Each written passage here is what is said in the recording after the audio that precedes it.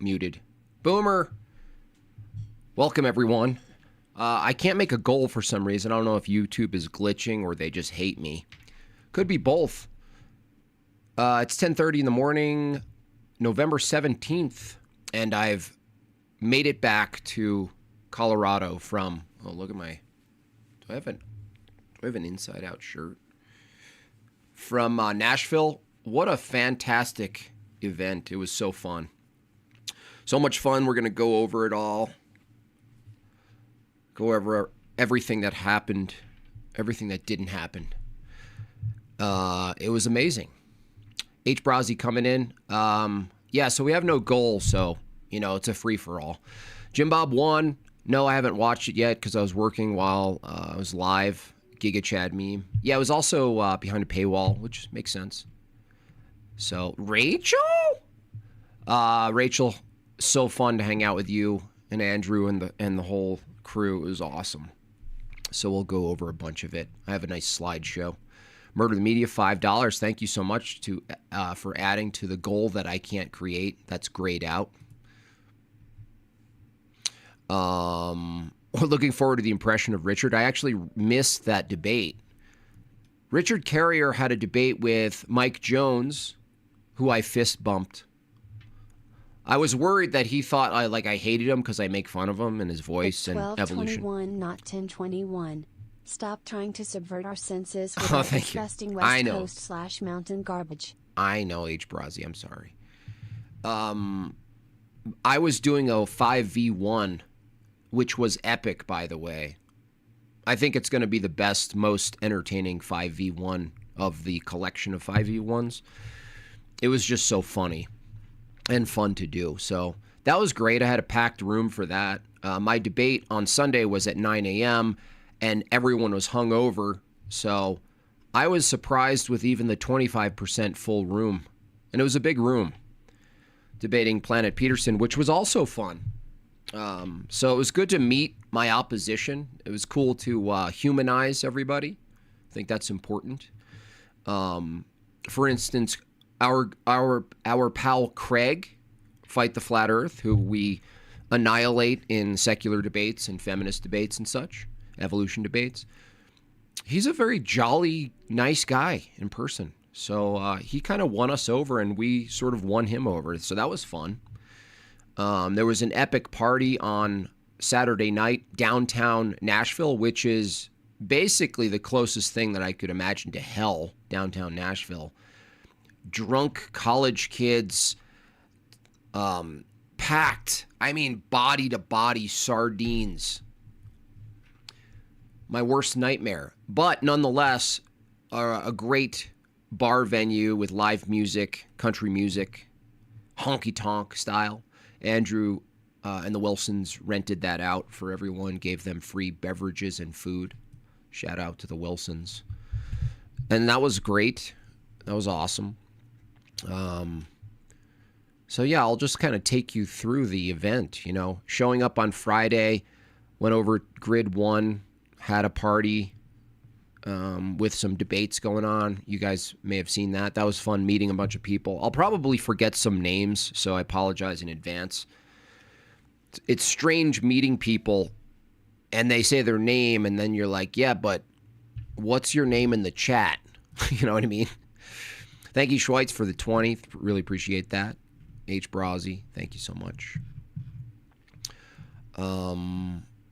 American Nacho, hung out with Nacho. It's always fun. We just laugh so much, me and that guy. We just we're like 8th graders who are perpetually disturbing class. You know what I mean? Just giggling like children in church. Richard Carrier is a crazy name, honestly. Yeah, he's like a little goofy nerd guy. I didn't meet him, but So Saturday was the beginning of it, and I think the first thing I saw was Jake Rattlesnake's debate against Planet Peterson, which I don't know if you guys saw it. If you didn't see it, the summary is this. Jake came in with a very Andrew influenced, I would say, necessarily so, parody argument against secularism, which is better for society, secularism, or Christianity. Now, Peterson wasn't he wasn't ready for this, because the parody is a variation of what Andrew initially did with Matt Dillahunty, which is very effective, which is to say, well, I'll just invent a new secular view that's completely Christian and authoritarian. And so Jake called it Jake's authoritarian Christian humanism, which is really funny, because just renaming secularism and reformatting the doctrine to be Christian, but just calling it secularism, that is to say, no one needs to believe in the God or participate in the sacraments or anything like this. No baptism required, nothing. It's merely adopting Christian ethics through the political and legislative arm, and just calling it some weird Christian humanist authoritarianism. And Peterson was kind of stunned because he kind of took it as like a joke, which it kind of is. But it wasn't a joke. So it is a joke and it's not a joke. It's a parody. And I don't mean parody. There's an actual argument in logic called the parity. It's spelled P-A-R-I-T-Y. I think technically it was a parody like that, but it was also a parody. And so he was, Jake read his manifesto to Planet Peterson and everyone's laughing. And Peterson took it like almost like offense, like, hey, I flew here. This is a serious debate. I did research and you're making a mockery of it. And the answer is, yeah. Yeah, we are. We're making a mockery of secularism. Why? Because ultimately, the Christian can come along and just simply say, look, if a bunch of secularists get together at a bar and form a new secular manifesto that leaves out all of the beliefs of Christianity but adopts all of its legislative policies, you can't really argue against it, even if it's authoritarian. So he got really flustered, and then it got into managing well-being, which then led to sort of isolating some, let's call them black people, their outcomes. And Jake got Planet Peterson to admit that there are groups of people, different ethnic groups of people in America that have different outcomes that are bad.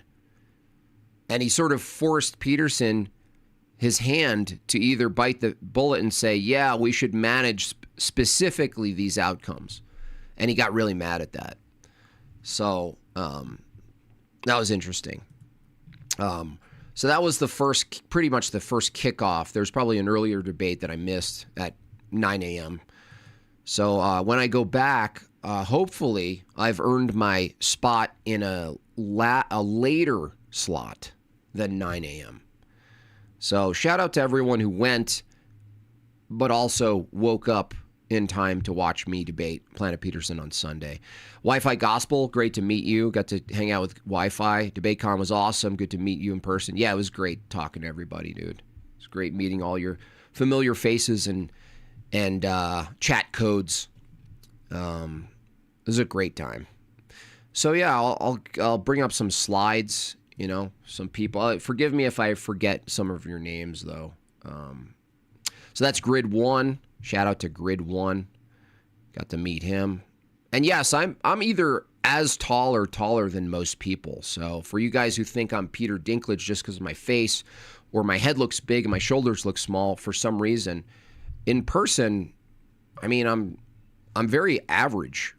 So, even there, Oh, Jake, this guy, VOD, we had a hilarious on-the-fly debate with this guy. He was simping for Andrew Tate.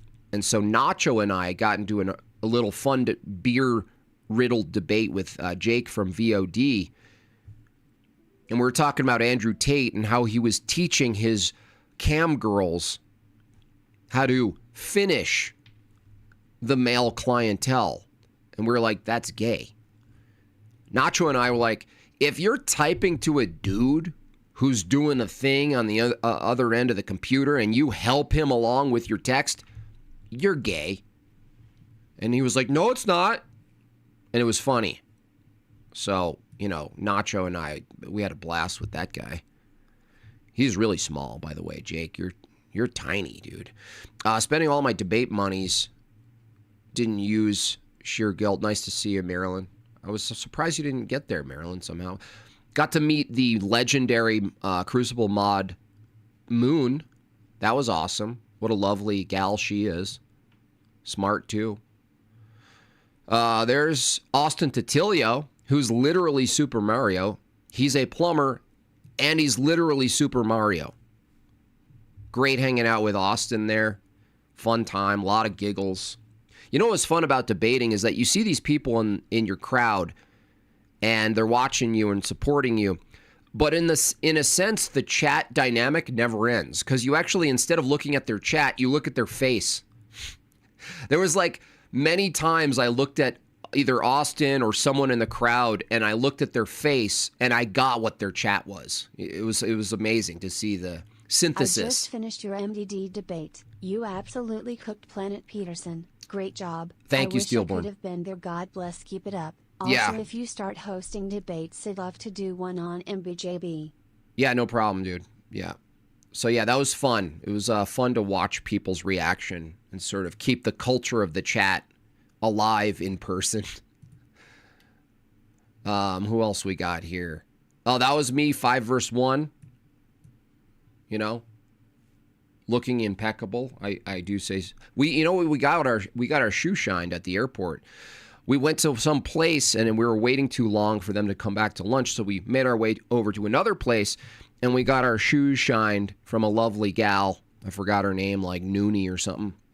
And Megan got her cowboy boots all shined, and I got my dress boots all shined. And she said, "I like your cross." And I showed it to her, and I said, "Yeah, Greek Orthodox." She said, "I am Orthodox too." She got so happy. She got teary-eyed. It was actually kind of a moving moment. She was like, "I'm Orthodox." She's like, "I'm Ethiopian." And I was like, "Heretic!" And I yelled heretic in the airport. I thought the shoulders thing was a meme, but hot damn, work out those tiny pieces. Yeah, Good job on your debates. God bless. I'll keep working out my tiny pieces. So no, it was still sweet, even though she's in a schism. There's something sweet even meeting, the schismatics who are, at least not, you know what I mean? They're closer. They're closer. And it was nice. She was really moved by it too. She felt like she was a part of something, right? But, you still got to be like, well, I know, but repent. Also, I mean, that's nice, but also, come on. Wow, Jim Bob, your chat. I know they're mean. They want to keep the meme alive. That's why.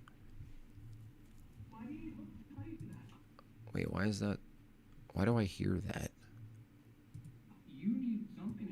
Why do I hear that? That's not cool. This is a clip of some lady who's clearly autistic. I think I'm being charitable just by saying autistic. She was nice enough though, but she's talking about morality. Oh, maybe you guys can't hear this. Hold on a second. I gotta figure this out. Actually, I'll play this clip later. You guys can't hear this, can you? Hold on. Oh, actually, hold on. I know what to do. Sorry about that. Okay, let me do this. Audio capture. There we go. All right. I know that's a claim, but I understand that's a claim, that's an assertion. When we ask, do you think it's bad to kill someone, is a question. Why is a different question. So I'm going to ask you, if you don't think God is... Can you guys hear that? ...to ground morality, insofar as saying murder is wrong or this type of killing is wrong, then what would you appeal to say it's wrong? Why is it wrong? I know that you think it's wrong. It's harmful. So if it didn't harm someone, you could do something to them? It's all about consent as well. Okay. Okay, so if Aunt Mildred is on her deathbed and she signs a waiver that she allows her posthumous cadaver, to be diddled by a bunch of strangers, that's totally in line with your ethical view, because there's no harm, right? That does cause harm. What harm? Well, generally speaking, human cadavers have a lot of bacteria and can harm the people. No, this one's clean. Clean cadaver.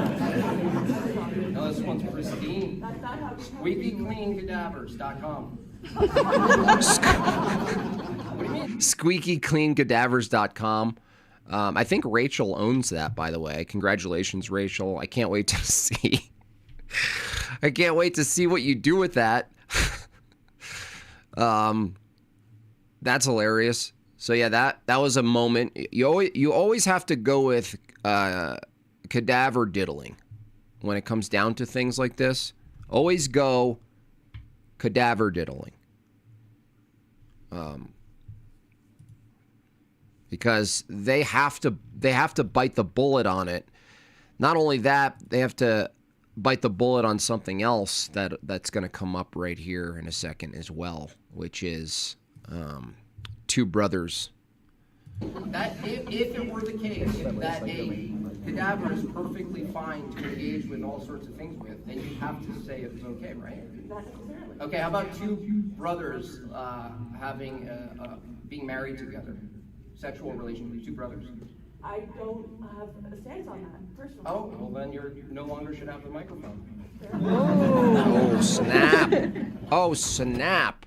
So there's me and Meg Bob. Meg Bob, of course, not missing the opportunity to assimilate to the Nashville culture in full gear. So that was fun. And there's Craig. Happy Craig. Great time with Craig. You know, he was definitely changed a little bit when he actually hung out with us. He started to get who we are. So that's good. I apologize, but I have to go pee. So you guys just deal with the chat for a second.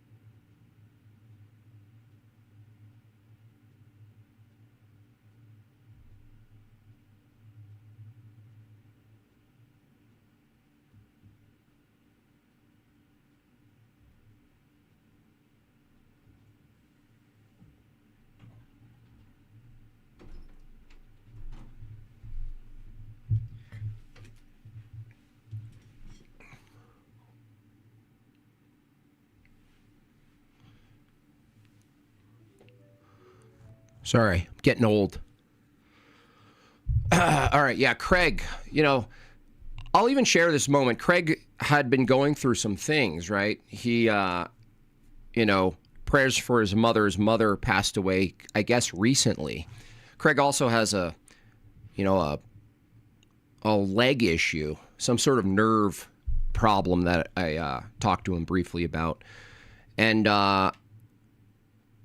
he was having a tough time. So he was, I guess, near the hallway or something, and he was having a rough emotional time because of the situation. And, you know, he's outnumbered, right? There's very minimal atheists and people like this at the event. It's dominated mostly not only by Christians or generally speaking, Orthodox definitely, but also just crucible people, like maybe 85%, 95, maybe 90% of everybody there. And so Andrew, he told me, Craig actually, right before this picture, you could actually see his eyes a little bit watered because he came up to me and he was like, I love these people. And I was like, interesting. I was like, maybe he's a little drunk.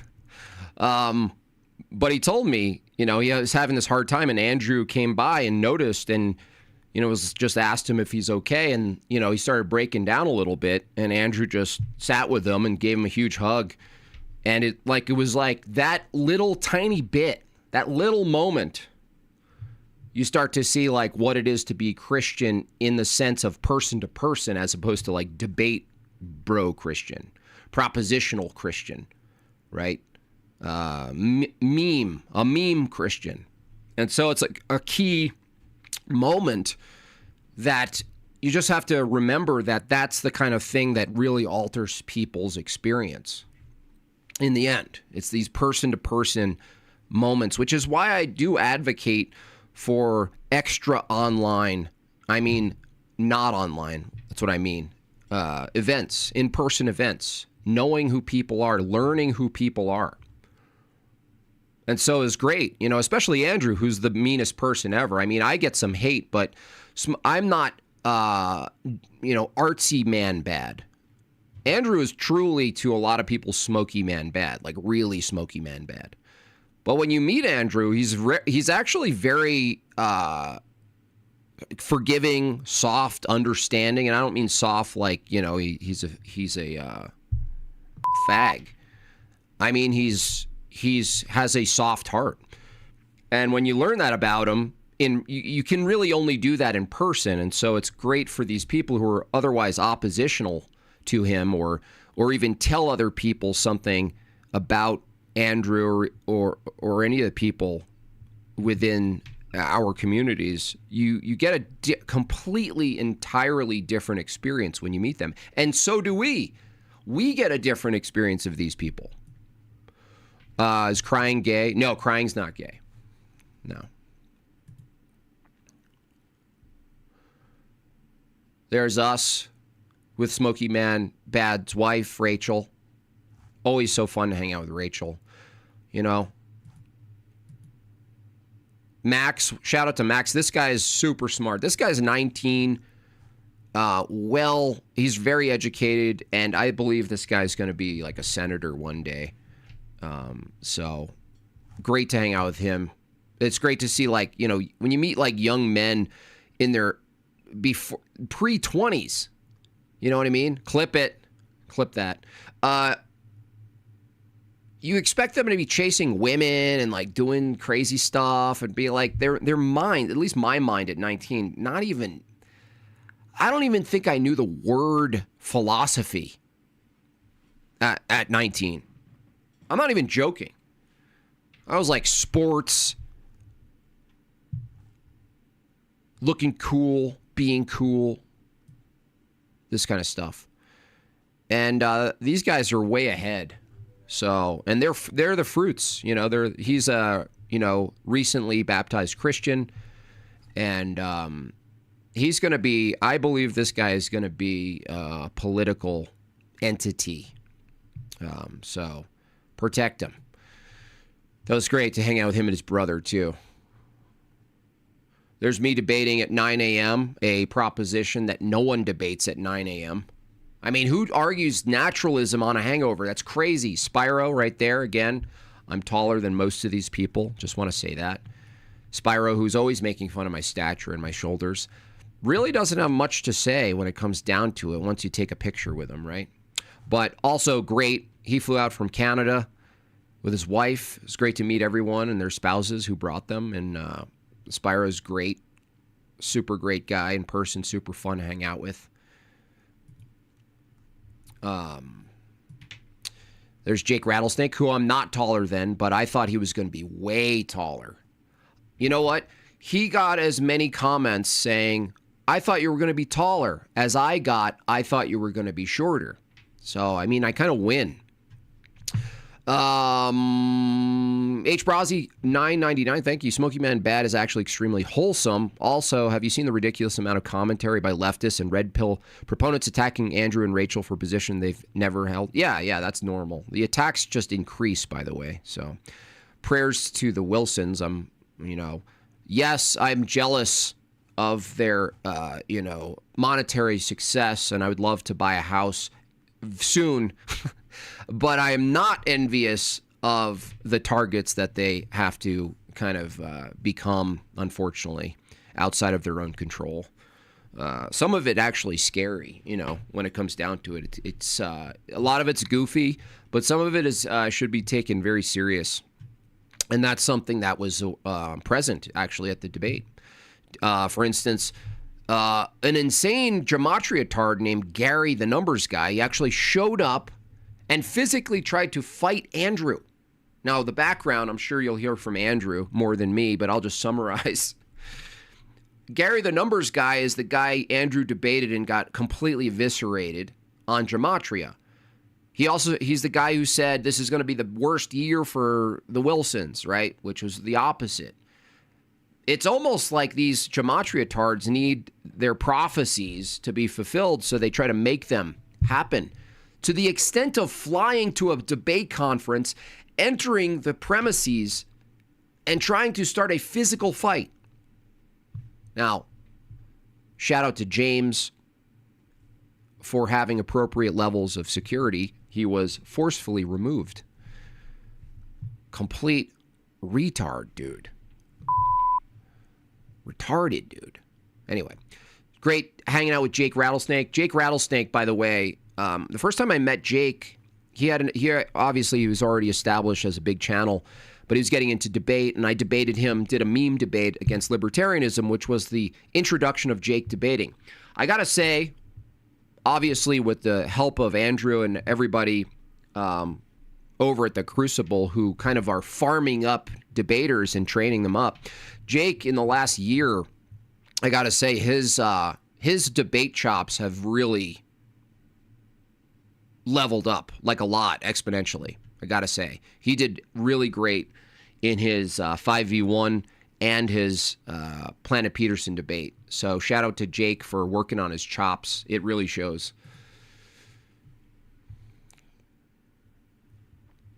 There's me signing the debate poster because I'm famous. That's just what we do. Hanging out with DPH and his wife, lovely wife. He gave me a great, he gave me a copy of his book, by the way, which you should get. Return to Babylon. Hefty little thing there. Read some pages already, and it's definitely digestible. Thank you for making it digestible, DPH. He also gave me a fantastic, I guess it would be a boutique distillery bottle of high-end bourbon. So I'll be drinking that on my next debate against the Mormon. Can't wait. There's us, crazy people, just being crazy. There's my 5v1 again. Not the best opposition picked, but, I had fun with it. You could see the lady on the left, what she thinks of me there. She did actually shake my hand pretty vigorously at the end, though. She was like, she totally opposed me, but somehow was like fangirling at the same time. It's just a weird thing where you fangirl. What did Jordan Peterson think of DebateCon? Also, anybody who wasn't there sucks. Jordan Peterson? Well, I thought it was a great little thing. Oh, here it is. Look at this. Now, not that I know what this is. Like, I can't pick this up and be like, do you guys know? Do you even know? Because I don't. But he got me this is a 100 proof Old Glory bourbon from Clarksville, Tennessee. Legit, I guess.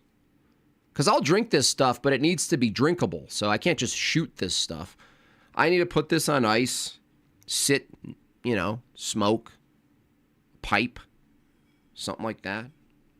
So, thank you for the Bob chat. So shout out to DPH for that. Appreciate it. Taxes, sire. Ground emoji.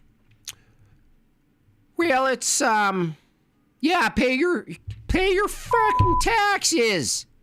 For those of you who didn't make it out to support Jim Bob, this is your opportunity to pay your post-hawk taxes for the work he's done. I do apologize for not live streaming. I probably should have done a quick on the phone live stream while everyone was there, but my focus was debate and socializing. Just being present with a bunch of people. So, I could have thrown in like a 20-minute, though, walking through the premises. I should have done that. My bad. There's me. Okay, this is post-Peterson debate with Jake. This is the night before I'm debating Peterson. He was sitting at the bar with his drink. He's kind of like a guy who kind of like goes off on his own a lot. He didn't have much. He didn't bring anybody. He didn't have any like friends, and there weren't necessarily a ton of fans, of his there. But he's kind of a normie guy, easy enough to talk to. And so he was sitting there alone after Jake's debate, having some drinks, and I was like, I'm gonna grab a beer and talk to this guy. And so I had some friendly discussion, and he was coping a little bit about the debate. He didn't like that Jake Rattlesnake took a parody approach and made a mockery of the position. But when you see the debate, if it's ever released off of members only, you'll see that Jake actually did a proper job, and we talked a little bit about that. But, Planet Peterson does get some credit for actually showing up to the debates. And not only that, but he was in a room full of, 85% lions, right? These people go into the lion's den, so they do get some respect for that. So shout out to Planet Peterson. I went ahead and bought one of his books as well, just to support, counter support. So I'll be looking at that. This was funny. I have to hand it to Daniel. Kikachu is insane, but you're going to see some clips. I don't have the clips here, but I'll go on Twitter. The debate this was a fiery debate here. This was in his opening, which is really funny because Daniel opened not arguing why Islam is better for society than Christianity, which was the prompt, by the way. He argued, well, Andrew's inconsistent. He, in one debate, he'll argue that secularism isn't based enough. And then he'll argue against Islam, and he'll argue that Islam violates autonomy or something like this, which wasn't Andrew's argument. So he telegraphed wrong.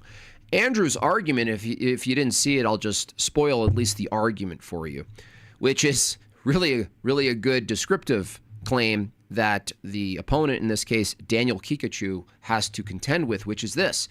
They not only allow, but they find it good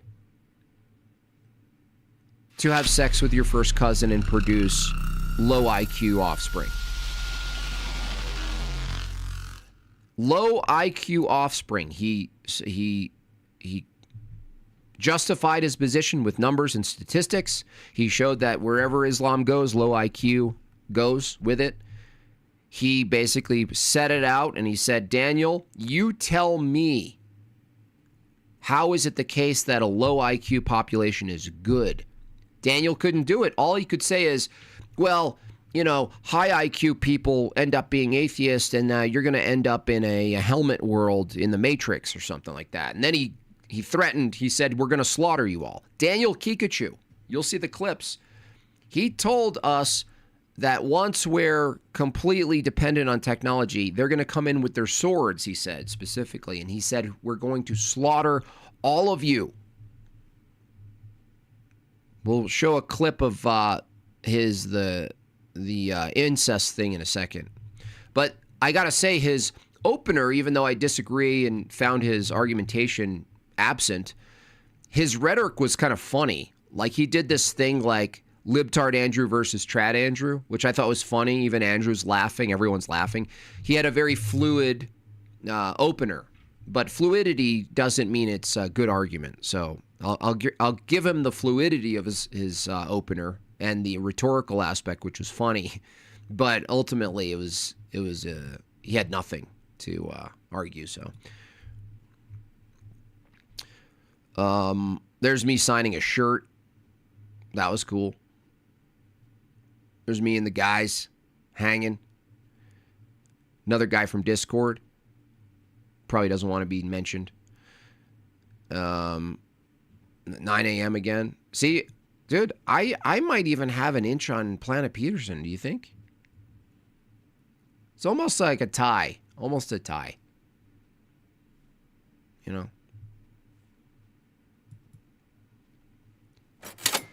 Oh, hey, Vagine. How's it going, Vagine? I didn't see you there. Jim Booby, awesome Bonson reference during the debate. Most atheists don't/can't even comprehend their bias in justification for truth claims. This angle completely exposes it. Yes. Yeah, that came up during the debate. The old Bonson. Now, it's a little more niche that most people won't know it, but essentially it's the crackers in the pantry fallacy, which is the assumption that how we find out if there's crackers in the pantry isn't the same methodology we find out other truths. And that's the problem with methodological naturalism, which my opponent Peterson held, is that it just limits you to empirical truths. But then, as I pointed out, empirical truths are wholly dependent on metaphysical assumptions, which can't be justified through empirical truths. So I really railed that home in the debate.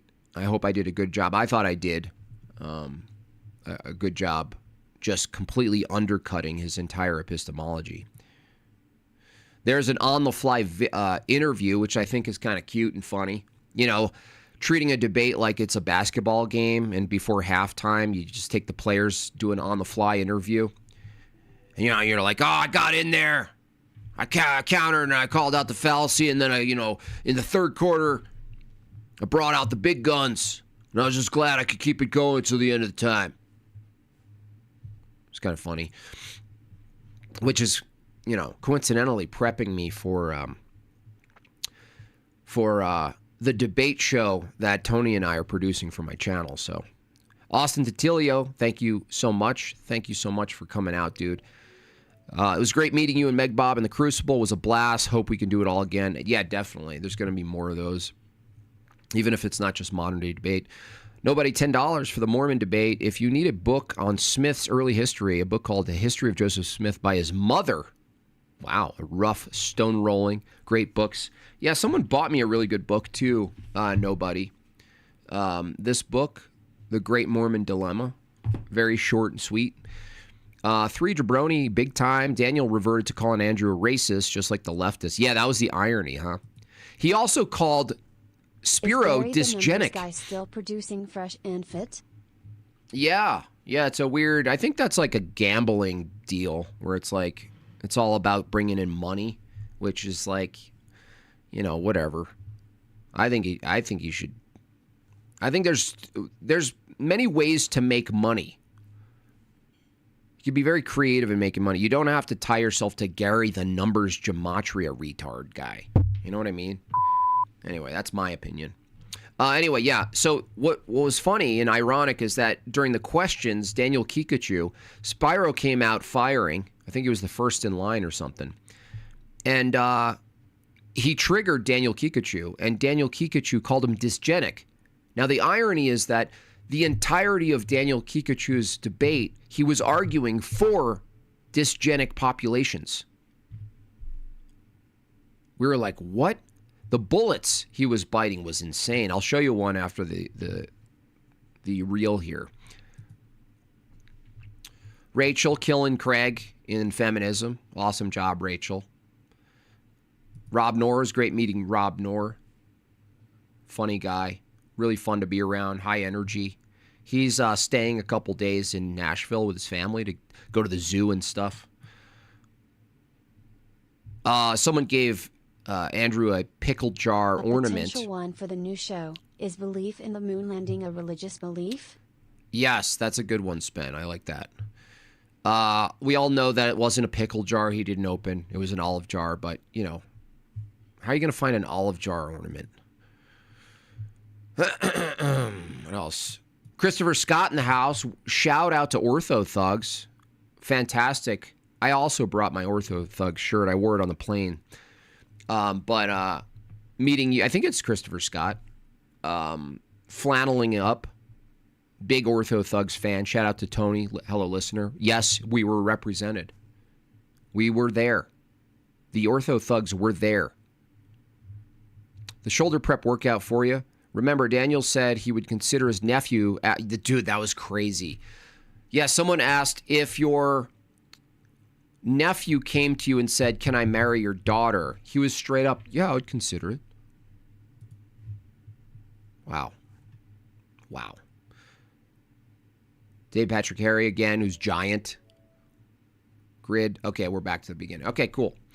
Well, yeah, there's that. So, shout out to everyone who came. That was really great of everyone to show up. I know it takes a lot. I know it takes money. I know it takes time. It's a big deal. Most people have their day jobs. They have their families. And so it really is a big deal buying a ticket, getting on a plane or driving to go see a debate conference. It's not, you know what I mean? It's a debate conference. So big W's in the chat for everyone who did it, who made it happen. You know, I know that takes something to do. Orthodox Pilgrim, $10. Ephraim here. Oh, I met Ephraim too. W's in the chat for Ephraim hanging out. Ephraim here. Great debates. Great meeting you and the Ortho friends who were there. Looking forward to the next one. Glad you all got home safe. You too, man. God bless you. It's great meeting Ephraim. He's been like this, kind of like a Orthodox spiritual and distinction guide on my Discord for many years at this point. And I assumed he had a giant beard. And, you know, prayers to Ephraim on his path, which might be clergy, might be priesthood. And, you know, Lord knows we need priests. So prayers for Ephraim and W's in the chat. Before I get to this, I saw a clip of Laura Loomer, and I don't know. I'm starting to believe that there are, in fact, other creatures. There might be other creatures that look human that aren't. I don't know. It's messing with me. Let's just say it's messing with me. All right, let's do that. I want to do this really quick. I want to, because it's you know, I'll chat more about the debate before I move over to Laura Loomer's face and some normie stuff. Spyro says, just so the chat knows, Meg Bob is way more base than Jim Bob. Could be. Sent the email. Thank you so much for that, nobody. All right, let me see if I can find this. This is so brutal. This is from Jeff. Got to meet Jeff as well. You guys know Jeff, Darth Jeff. All right, let's check this out. This is crazy, dude. This is crazy. If IQ is the end-all, be-all, your entire argument is on the basis of IQ. You haven't said, you just say, oh, marrying your cousin, effing... Bad audio. Hold on. This isn't the right size. Okay. Listen closely. Sorry. I have the audio jacked up. For some reason, the audio is low on this. IQ is the end-all, be-all. Your entire argument is on the basis of IQ. You haven't said, you just say, oh, marrying your cousin, effing your cousin, that is degenerate. On the basis of what? Dude. It's not on the basis of your Bible. It's just a degree. Yeah, laugh it up. Oh, dude, that guy is the worst. So there was that. There were so many moments during this debate where Daniel Kikachu was just biting bullet after bullet. He said, you'll see it in the debate when you see it. He said, we want a lower IQ population. And then he criticized America for being so low IQ that we get dominated by Israel. So he has this kind of pseudo-based anti-Zionist view, where he correctly assesses the situation like that. But then he argues, well, America, you're so dumb and low IQ that Israel dominates you, which is just another contradiction he has. He doesn't understand. I think Daniel Kikachu needs more P, not Ps. You know, in that format. My gosh, you are short, bro. I was not short. I'm average and taller than most people. So do not lie. Do not lie. I'm a little behind the stream, but that was me, the great meeting you. And yeah, that was Christopher Scott. And all the crew members were in at DebateCon. Nice. Yeah, it was great meeting you. So yeah, what else happened? So, downtown Nashville. Oh, just puking people everywhere. Young, they're like kids. I know they're not kids. They're like in college, but it was horrifying. Like this main Broadway street was just packed. Like, I'm not kidding, like sardines packed. And 2 different times, they have these like, I don't know, what do you guys call those like scooter 4-wheeler half car things? You know what I mean? They're not 4-wheelers. They're bigger than 4-wheelers, but they're like got 3 to 6, 6 rows of seats sometimes. Whatever that is. They have a version of that's an ambulance. So it's not it's exposed to the outside. So it's like an ambulance 4-wheeler that has a back bed where the victim or the patient lays down and is strapped in. Dude, I saw... When do you think the next one will be? I'm switching back to days in January. I'd totally fly out to watch you and Andrew debate live. Yeah. I think the next one, whether I'm slotted or not, I'm definitely inviting myself, would be the Andrew's premiere for the Atlantic City word debates thing. So I know he's shooting for probably more famous people, which I'm not, but I'm certainly entertaining enough, so I hope he considers it. So that's in Atlantic City. So one shot, probably the next one get-together would be that one. So you'll hear more about that. Best foods you had in Nashville? I didn't have that good of food. I didn't have time to really go out. Andrew's party, the Crucible party, did present really good sliders. That was the best food, but I know there's more out there. I just didn't get it. It was busy. It wasn't really a leisure experience in the end. It kind of was like work. So anyway, out of nowhere, I hear sirens. We're trying to get an Uber back, right? And I hear sirens. I see this dude puke. I see this other guy falling down. I see someone maybe, I don't know if they were pissing. Really, really gross. I wanted to bulldoze the whole thing. I didn't see a difference between a bunch of drunk people in the city and a gay pride parade. To me, they occurred to me as the same. I was so disgusted. Anyway, hear the sirens around the corner. There's this little vehicle, totally exposed, with this girl strapped in the back. And she is flailing and puking, and I couldn't tell if she was having a seizure. And she's getting whisked off, but it looked like a parade. It was so humiliating because there's thousands of people on either side of the street, and you're peeling down the middle of the street, and everyone's looking at you being strapped to the back of a car. Without your knowledge, you're just throwing up, you're out of commission, and everyone's just seeing it. Like, there's no way that's not on the internet right now. So humiliating. I was like, my kids are not going to college. I'm going to get my son to be like a plumber, an electrician, send him out to work for Austin Titilio or something. Trying to match my daughters up with someone at church pretty soon, early. I mean, it's horrifying. Oh, horrifying. Terrible. American Nacho gets a work visa. Nice. Nicely done.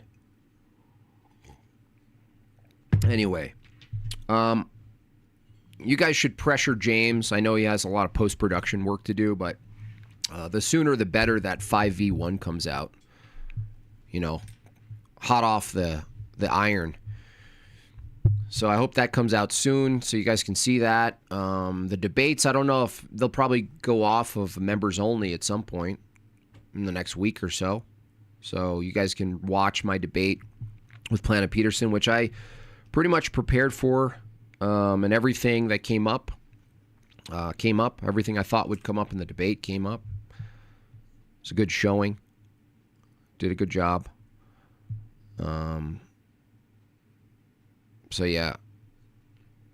There's that. Anywho. Now let's get into this other goblin. Unless you guys have any more questions, I'm totally fine. I saw Laura Loomer's face and I was just horrified. Just absolutely horrified. Well, there's this also. I'm tired of seeing this dude. What do they call this? Astroturfing? This guy who has boobs says, I'm trans. No, that doesn't make any sense, Blair White, whatever your real name is. What is it anyway? Eduardo or something like this? I'm trans. Yes, I'm a Christian. My faith journey. No one cares. You're an abomination. There's no such thing as trans. You can't declare yourself trans. It's a meaningless term, you goblin.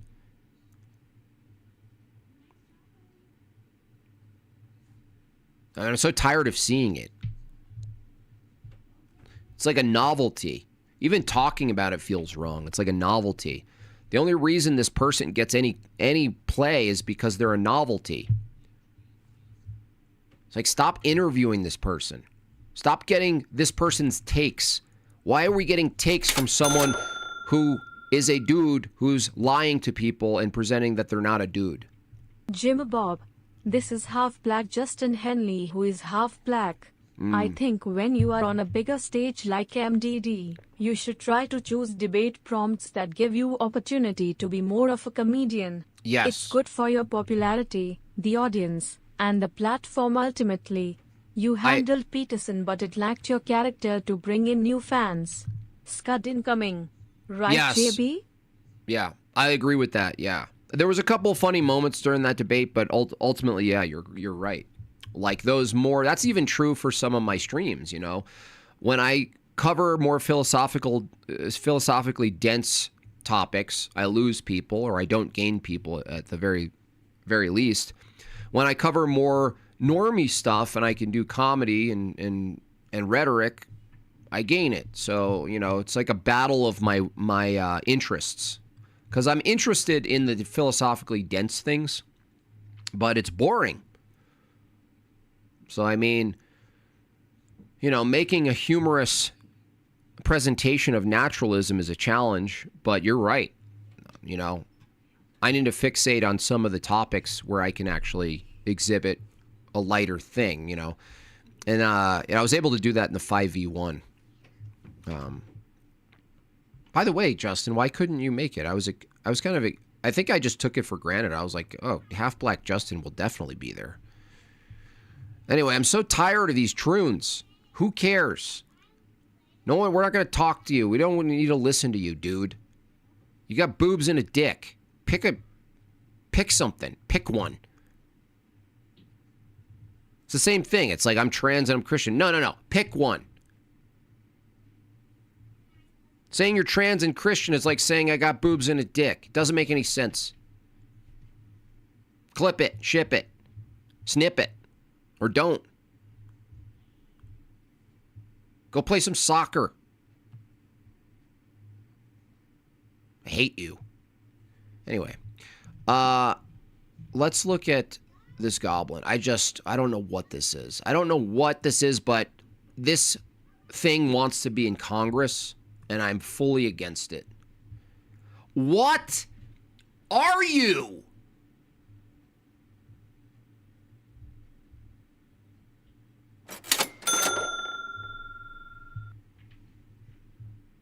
Great meeting you guys at DebateCon.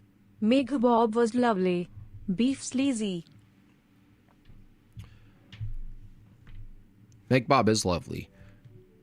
She was cute because she was like, you know, Meg Bob is like, made herself sort of like this manager. Like she was like organizing photo ops with people. Like, you guys got to get together and you guys got to take a picture. And everyone just listened. Like she might as well have been working. She should get paid for that. I'm gonna tell James. I'm gonna tell her he owes her $500. So anyway, this is just, what is that, and why would we want that in Congress?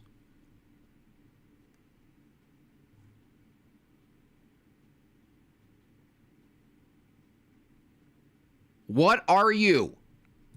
We are losing our country. Please start taking this issue seriously. Please. Oh, gosh. Please. Oh. Oh.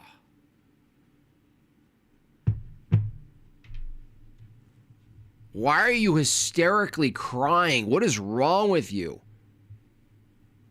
That's going to be in Congress? Loomer for Congress? Is this your message? Hysterics? Because the American people deserve representation, and that's what. Wild. The American people need representation, says a Zionist goblin shill who's going to be one more person in Congress advocating for nearly total control of Israel, of our geopolitics, domestic and foreign. What a lying goblin head. Is it AI? It might be AI. I mean, at this point, I don't know. It might be. I don't even know anymore. I'm a mutant. Here's my journey. Thank you. Okay, fair enough. Let's pretend she's it doesn't look like this if it's AI. It might, yeah, look, I could see that. That's mess. It could be messed with. It's really weird though. What's the filter, bro? Well, what's not messed with is her tone, right? Like her crying. I'm going to keep fighting for all. Oh, I see. Yeah, that was messed up. I'm never going to. That's funny. It doesn't take away the problem. I mean, that's hilarious, by the way. So, that's funny to me. But what's not being messed with is her presentation.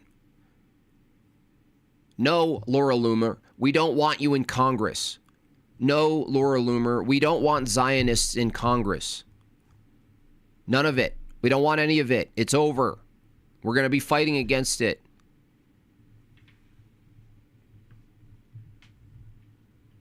Get out of here. We don't want it.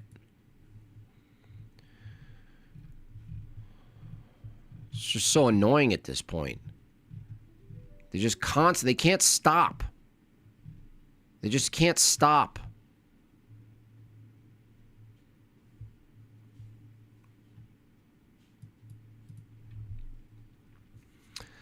What's up, Zeb? $5. Yeah, it's AI Photoshop. There's a campaign going to piss Loomer off, and it's hilarious. Someone sent in, $1,100? She ate dog food? That's funny. If two black men get married, how do they decide which one leaves the kids? That's really a good joke, whoever wrote that. So, nice. That was actually a really good joke. Really sharp, right to the point. Who was that? Can you just say in the chat? You are owed credit for such a sharp, quick joke. There's a problem on the airplanes. People, Muslims praying in the aisle. Unbelievable. Half black Justin donating his white half of his tides. The black half is on a SNAP benefits card.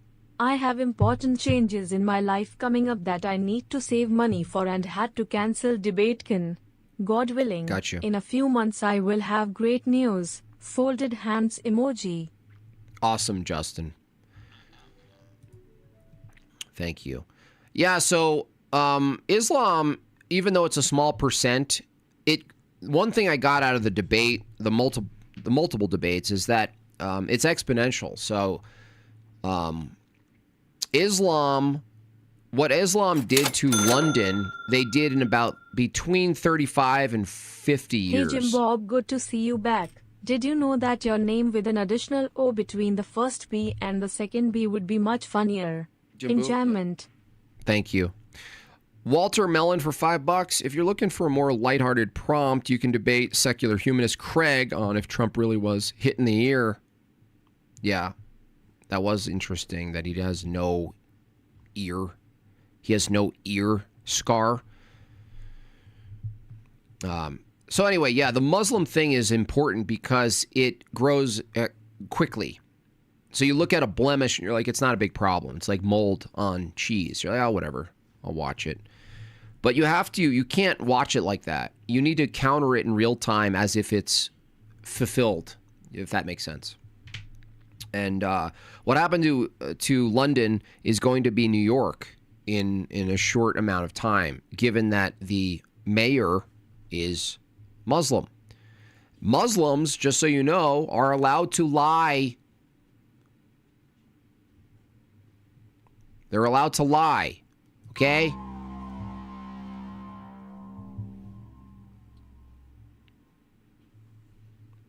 They're permitted to lie.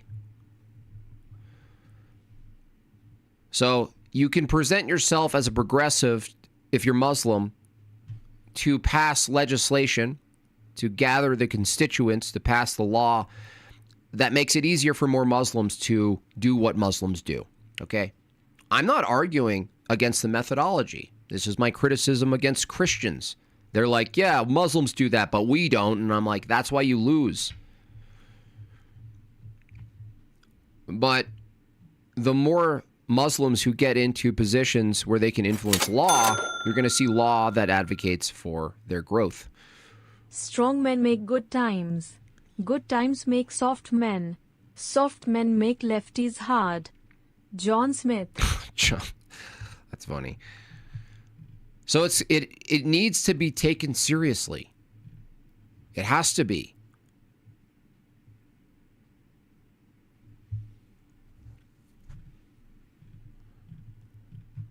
It's going to grow. It's growing. You know what I mean? Like, you got to take it seriously. It is a problem. It needs to be fought against as much as you fight against secularism and progressivism. In fact, Islam's when it comes to logistics, Islam is a bigger threat than secularism because Islam procreates, even if it's with their first cousin. Now, one could say, well, they're going to procreate retarded people, so it's going to be easier to dominate them. That's true. But it doesn't mean they can't change policy, even if they reproduce a bunch of retarded people. Well, they're called rat people. So you got to look at it for what it is. You can't really get friends with Muslims. They're not your friends. Muslims are not your friends at all. If you press them, their mask will come off. You know, Daniel Kikachu's mask came off during that debate. He told you, when you guys get all dumb enough and dependent enough on technology, we are going to come in with our swords and slaughter you. That's their belief. That's what they want to do. Believe people when they talk. Believe them when they say things. Let them be wrong. Let them be inconsistent with what they say. That's their job. Believe people when they say what they're going to do. You might as well. What's the worst that can happen? They don't do it? Fine. You have to fight against Islam because they reproduce. I don't care how much they're they're traditional. No, they're kind of based. Oh, but they worship the same God. No, they don't. Okay? They don't.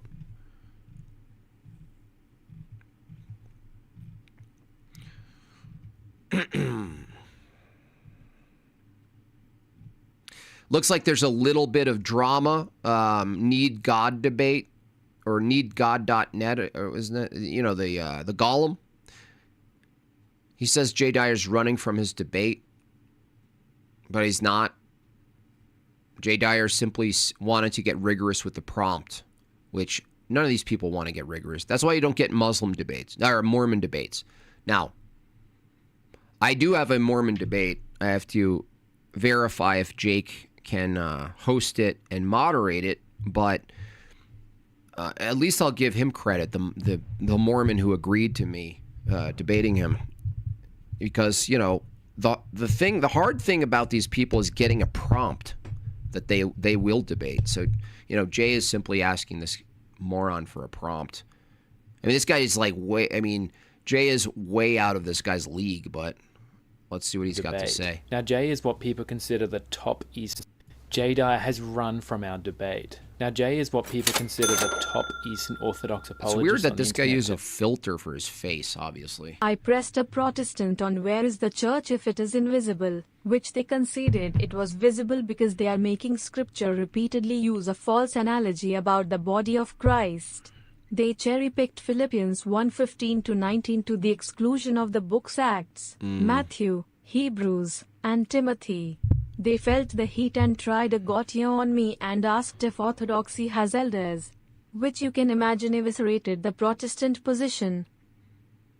Yeah, they kind of turn, it's interesting, they turn Scripture into the church, because if the church is the body of Christ, they end up saying the Word is Scripture, and then if the Word is Scripture, then Scripture was there from the beginning, which at this point, you'd think it's crazy, but I've met, at least online so many people, probably, and I mean so many, like 10 is a lot to me, who held the view.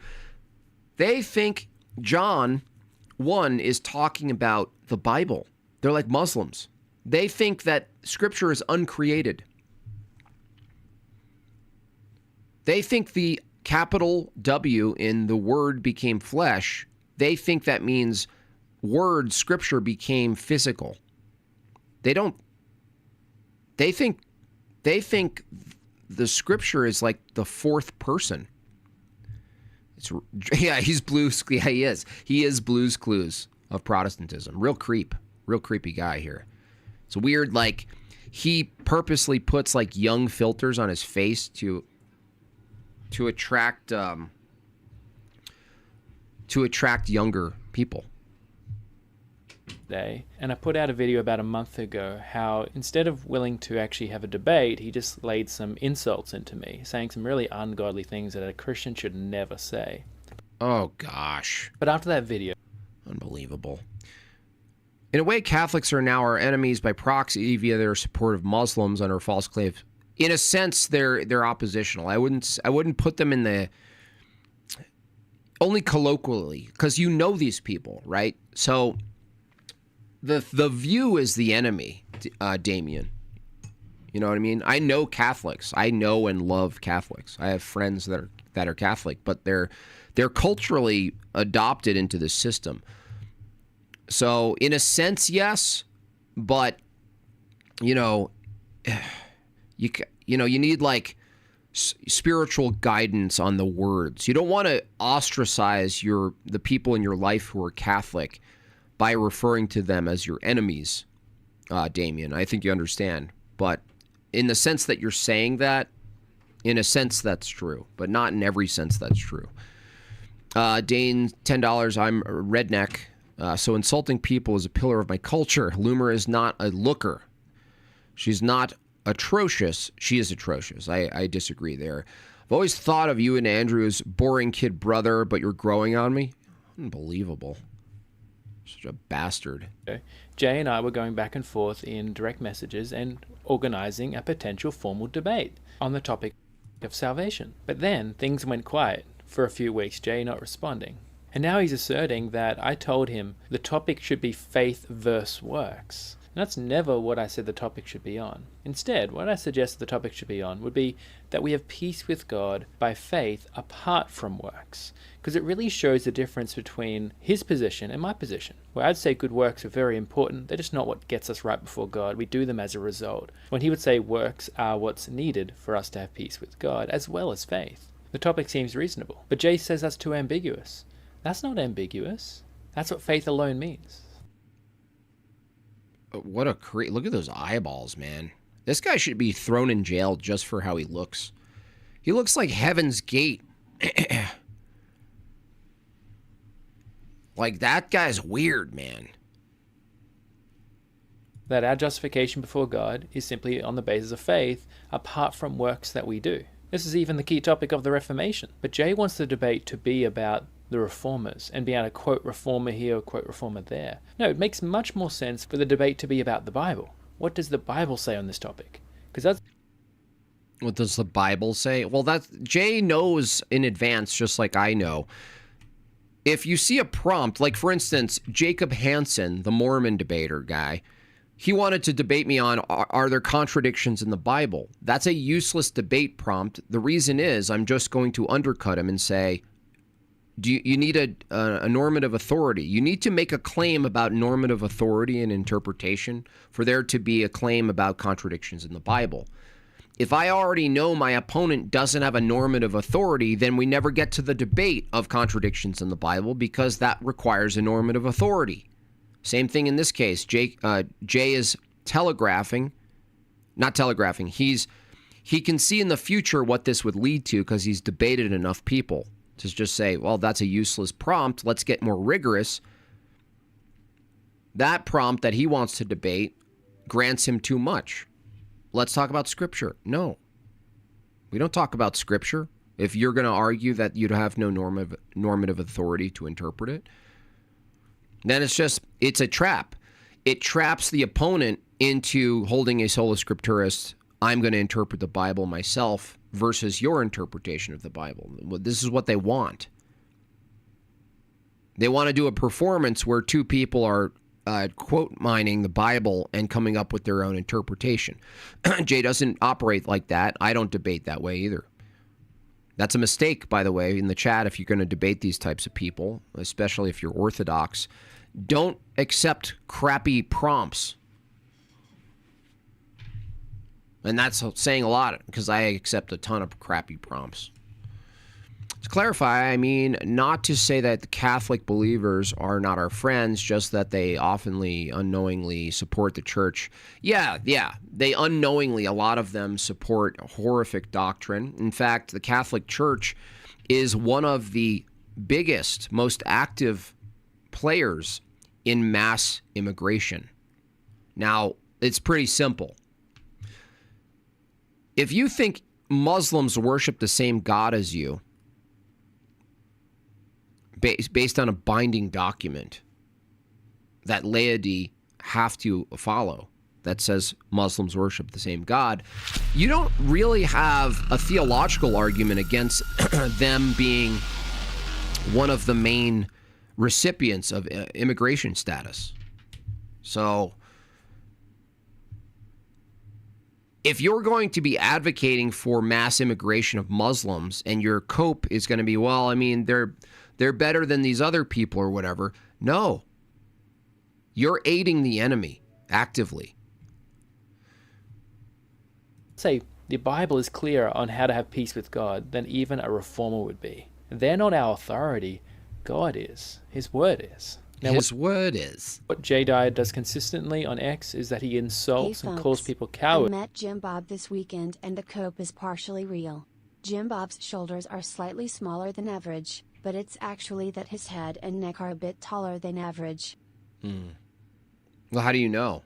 That's a relative statement. Who don't want to How would you know? debate him. He recently called Mike Winger a coward for that. And yet when he has somebody who actually wants to debate him, like myself, instead of actually doing it, he runs. He's now blocked me on X, so we can't even communicate anymore. Eastern Orthodox people, is he really your best representative of your church? What? Don't give a... Like, those are just commoner terms. Guess what? Terms, they're not inherently bad. Well, the Bible says, let no unclean thing come out of your mouth. Yeah, I know all that, dude. Shut up. Shut up. Shut up. Okay, so yeah, you're an idiot. I would suggest you look for someone else. Oh, what a gay boy. I suggest you look for someone else. That's not nice. I've got teddy bears behind me. I've got a platypus behind me. I don't think he's You don't know. You don't know what you're talking about. representing your Goblin. church very well. You don't know what you're talking about, Golem? But I pray for Jay. I pray that God does open his eyes to allow him to see that we should rest in Jesus and how we can know that we have eternal life. We put our trust in him. Jay will say that salvation is only in the Eastern Orthodox Church. The Bible says salvation is in Christ. All who believe in him shall not perish, but have eternal life. Wow. And one last thing, to all those... Well, I'm Eastern Orthodox, and I want to put you in a cage. That's what I want to do. I want to find you and put you in a cage, Golem. He's a real creep. He hangs out on an Omegle, and he likes to talk to a lot of 10, 11, 12-year-olds. So he has a young person's face filter. He's a real creep. It's clear. If Christ is eternal and the word, and if Scripture is the word, then isn't Scripture eternal? Count myself lucky to be called a bastard by Jim Bob. No. What do you mean? No. If Christ is the word, Danes, if Christ the being is the word is Christ who became flesh. Scripture is not the word. Scripture can only be referred to as lowercase word, like words, talking about words. It's not. Yeah, if you held that Scripture is the word, then you're denying that Christ is the word, you bastard. Chaw, $20. Why does he look like a synthetic human? He looks like a real creep. I'm all for jailing people temporarily for how they look. I feel like he's late to the Wyland Utani fight. He's a real creeper, dude. You got to watch out for that guy. H. Brazzi, $5. I love when these piety signalers play videos of Jay, Nick, Andrew, etc. saying bad words just to highlight their reel of their best moments. It's pathetic. So Jay simply says, I want a more rigorous prompt, bro. And he explains it, why he wants a more rigorous prompt. Okay?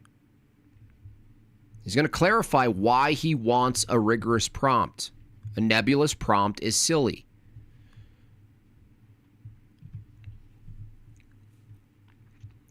Uncanny Valley apologetics. That's funny. That's really funny.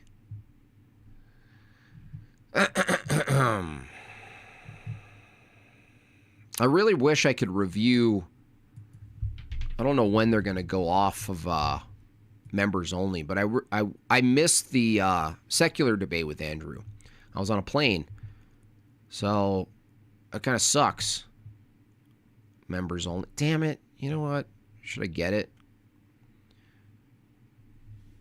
Should I do it? I don't know if I should do it. Just to review something? I really want to review this Richard Carrier debate. $14? $2.99? Yeah, I can do that. I can do $2.99, right?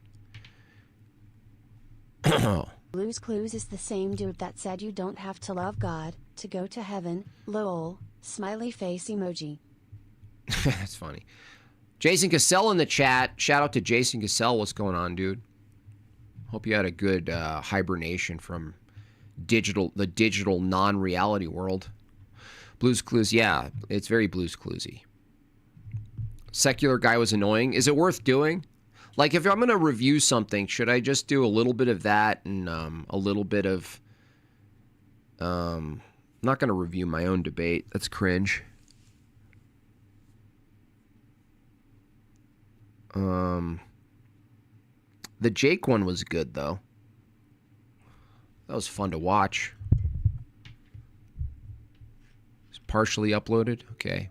TB, who I also met. Nice to see you. Do it, JB. I think that was you, right? TB? Tyby? I think Carrier sounds like Tucker. Yeah, someone told me that, so I'm going to be like, I don't know. I didn't hear him talk. I didn't meet him either. Snagglebeast, $5. Jim Bob, you didn't miss much. Richard Carrier was about 2 steps from being a sophist. He was extremely disappointed. He dodged my question. That's what I was thinking. I was like, it's probably going to be boring. In the beginning was the Word, and the Word was with God, and the Word was God, and the Word became flesh. The Word is a person, absolutely stillborn. Yep. No way around that. Unless you want to add a fourth person to the Trinity and call it the ink. In the beginning was the ink, and the ink and the papyrus was with God, and the papyrus was God, and the ink became flesh and lived among us. How does ink on paper live among you?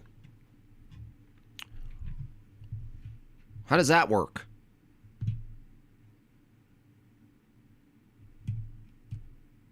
$2 won't let you watch it, and well, screw that. Nice try, James. I don't think so, bro.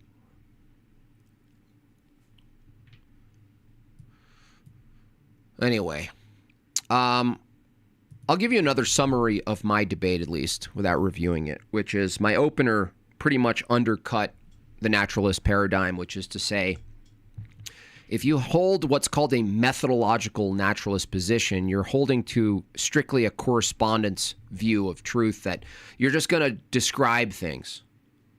You know, I get to do empiricism. What I said very early on in the debate is simple. I said, there's no way to be a methodological naturalist without appealing to something that methodological naturalism can't justify, which is the transcendental category. So it was like a long form, less rigid transcendental argument the whole time. That I ask Planet Peterson, does he think truth exists? He says yes. I say, in what way does it exist? It can't exist the way an apple exists, right? And he says, yes, kind of. He said this for a lot of things. He said, I asked him if knowledge exists.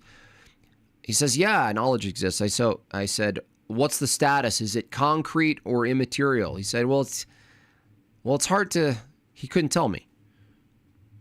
Information, that's a good one. Information, does information exist from a naturalist position? Yeah, of course, information. We engage with information all the time.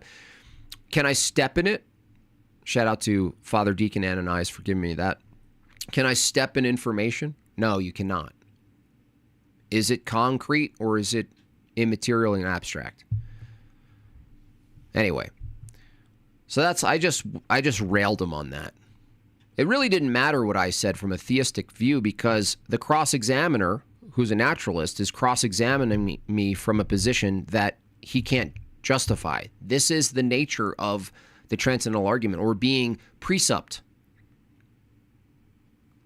That's the nature of being of a precept, is that, like, if you start countering the opposition, even if it's your turn to be cross-examined, you just have to let the audience and the opponent know that they're cross-examining from a position that they can't even justify. That's retarded.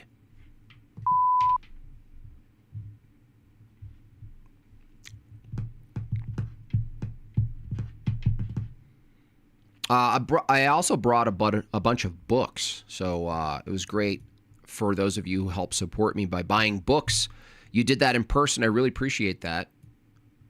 If you want to buy books, if you're new or you just haven't done it yet, definitely buy these. We're still shipping in time for Christmas. Volume 3, 4, and 5. 1 and 2 are completely sold out. I will probably auction 1 or 2 in the future. But get yourself this. On the crackers in the pantry fallacy. Reading Bonson's work, I couldn't understand when someone committed it, but you cleared it up. Thank you for that. Yeah, that makes sense. It's a simple notion that, for instance, you can do it in a simple way like this. If a methodological naturalist says the best way to knowledge is the empirical path, that's a knowledge claim that can't be produced by that method. That's not a scientific claim. That's a philosophical claim. So they're in some sort of, they're in a problem, because the moment they say the best way to truth is science, they've made a truth claim that can't be verified through science. So they're in another domain. That's weird. What domain is that?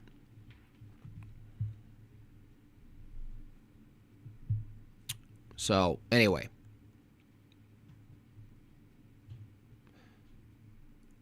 Wait, Jim Bob looks like a real human in real life? I do. I certainly do. That's right. The peak irony of the leftists you debate on epistemology is that the ideology they hate perhaps more than Christianity is their own potential partial refuge objectivism. It's a constant problem, because, something really basic that I pressed Peterson on that he admitted to is there's no purpose of him debating. He admitted it. Not only that, he admitted that he actually moved away from truth being objective and universal, which is a contradiction. It was a key point in my debate where I presented and I demonstrated that his denial that the laws of logic are objective and universal would be a contradiction. But yeah, the progressive, the mindset of these people have no grounding in truth. That's what it ultimately comes down to. There's no grounding of truth. Jim Bob looks like he'd be 4 feet tall. That's why it's such a pleasant surprise to meet me. Because, I'm standing within 2 inches of the 6-footers.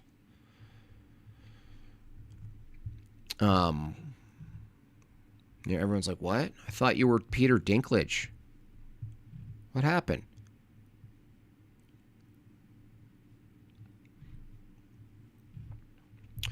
Casimir, I didn't know what your take was. I don't follow it much, but there's a lot of lowercase schism, which makes sense in libertarianism, but there's a lot of people. I have friends who are libertarian, and they're in a little spat with Dave Smith. I think the problem is Dave Smith should just abandon libertarianism, and it wouldn't be a problem. The problem is people are like, you think you're a libertarian? It's equivalent to the Christians. So when we come in and say you're not a real Christian, they're doing that too, which isn't really it's not a no true Scotsman's fallacy. If there is such a thing as a Christian, then there's a distinction that's true of what it is to be a Christian. Jim Bob, Peterson said your false tornado is a refrigerator. Does he realize he'd be saying that all things exist as propositions to all other things? Yes. That came up. I said, are there any false tornadoes? Because my argument is crucial to undermining materialism and physicalism. It's simple.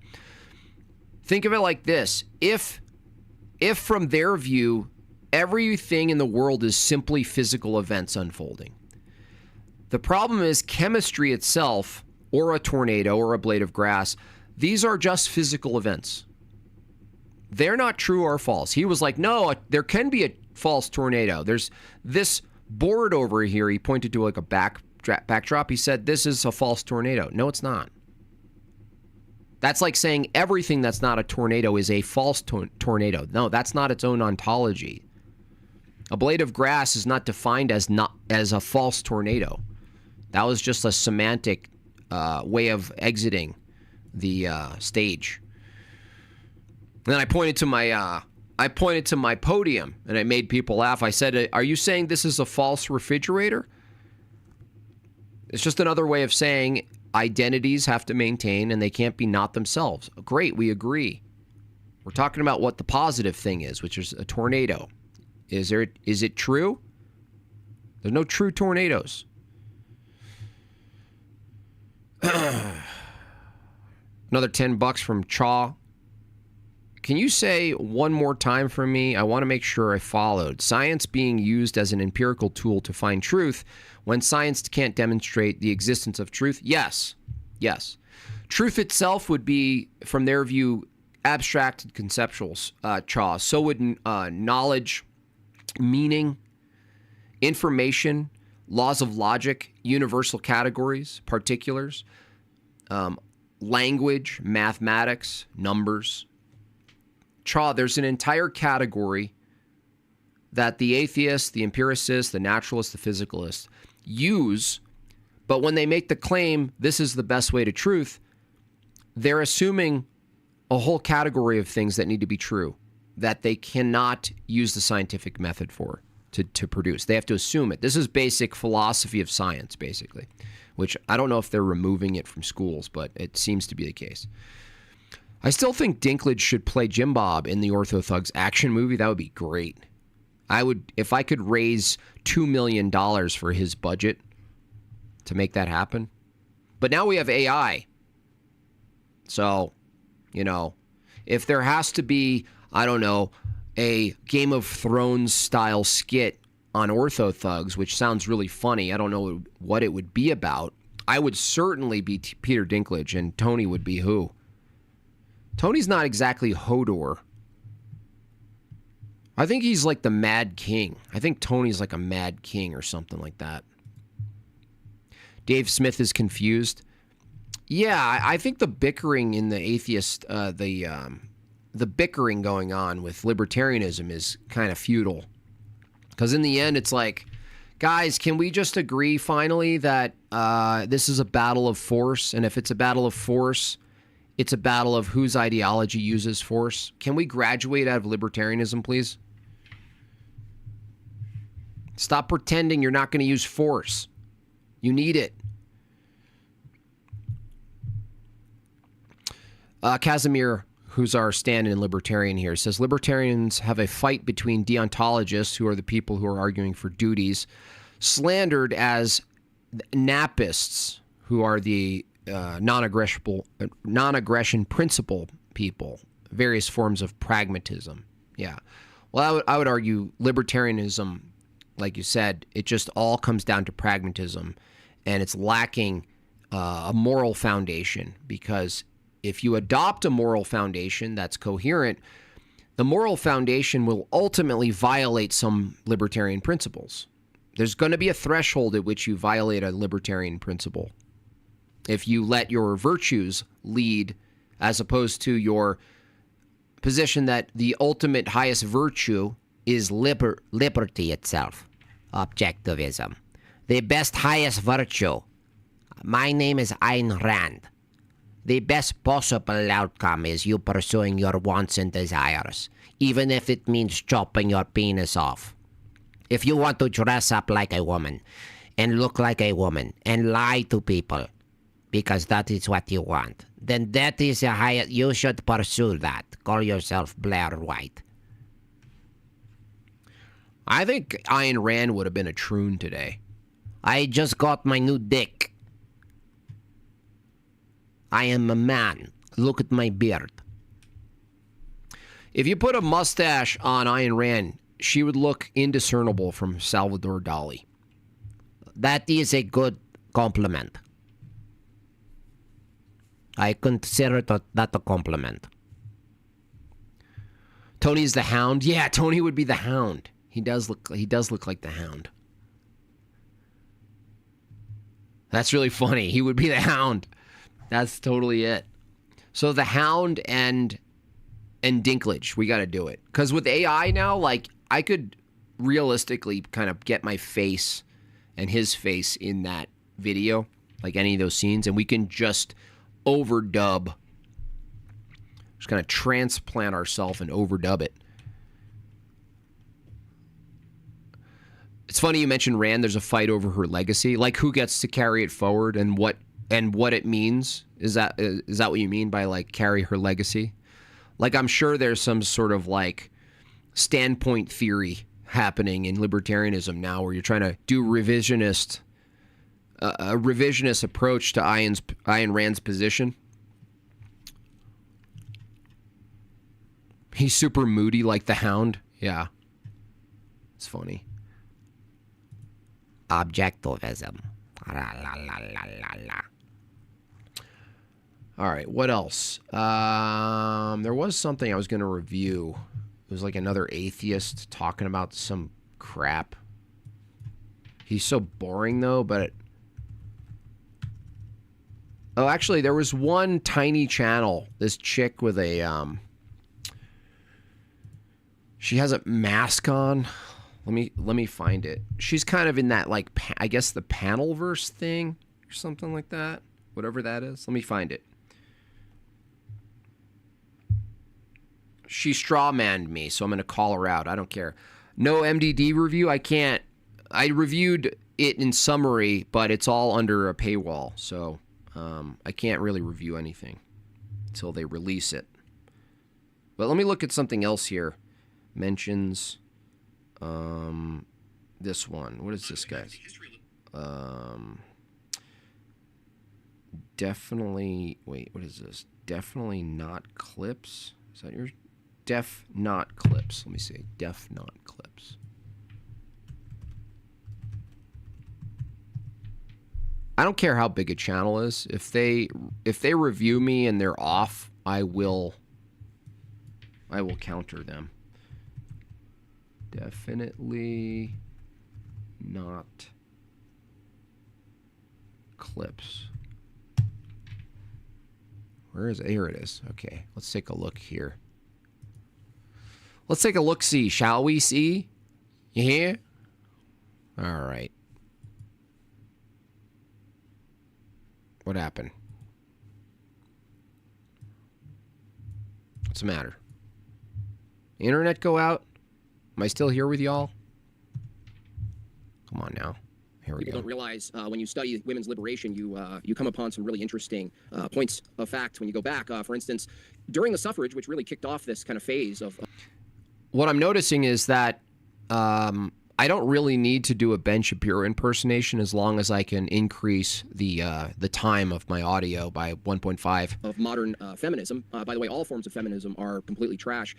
Back when women's suffrage started, there was an all-female referendum, the only one that existed in Massachusetts in 1895, and only 4% of eligible women bothered to even vote. In 57 total towns, not a single... You know this chick, OG? Woman. I mean, it's like a nobody, but sometimes I like to. She has 3 subscribers. For suffrage. Now, case in point, Susan B. Anthony, one of the loudest faces in the movement, no better. Shut up, Jim Claims Bob. they're conditional for them to Who do cares? what this Shut up. organization... Shut up. Just shut your mouth, for dude. No one wants to about hear you. 70 years at the time, right? Just want to get to the chick and what she's saying. I actually commented on the video, too. Little goblin. Little masked goblin. I even met Ridvan. Ridvan and Mike Jones and that whole crew. Got to meet them. That was interesting. This isn't playing. I'm getting a wheel of death here. Women have had higher literacy and higher school graduation change, right? So them getting something now with them... Forced change. Okay, listen. Prohibition thing. Okay, listen. Where women are starting to realize... And it's good because here he provides the example of women affecting change, such as the prohibition thing. Nobody argued women don't affect change. Okay? Nobody argues that. Where women culturally forced change, like the laws to change. No.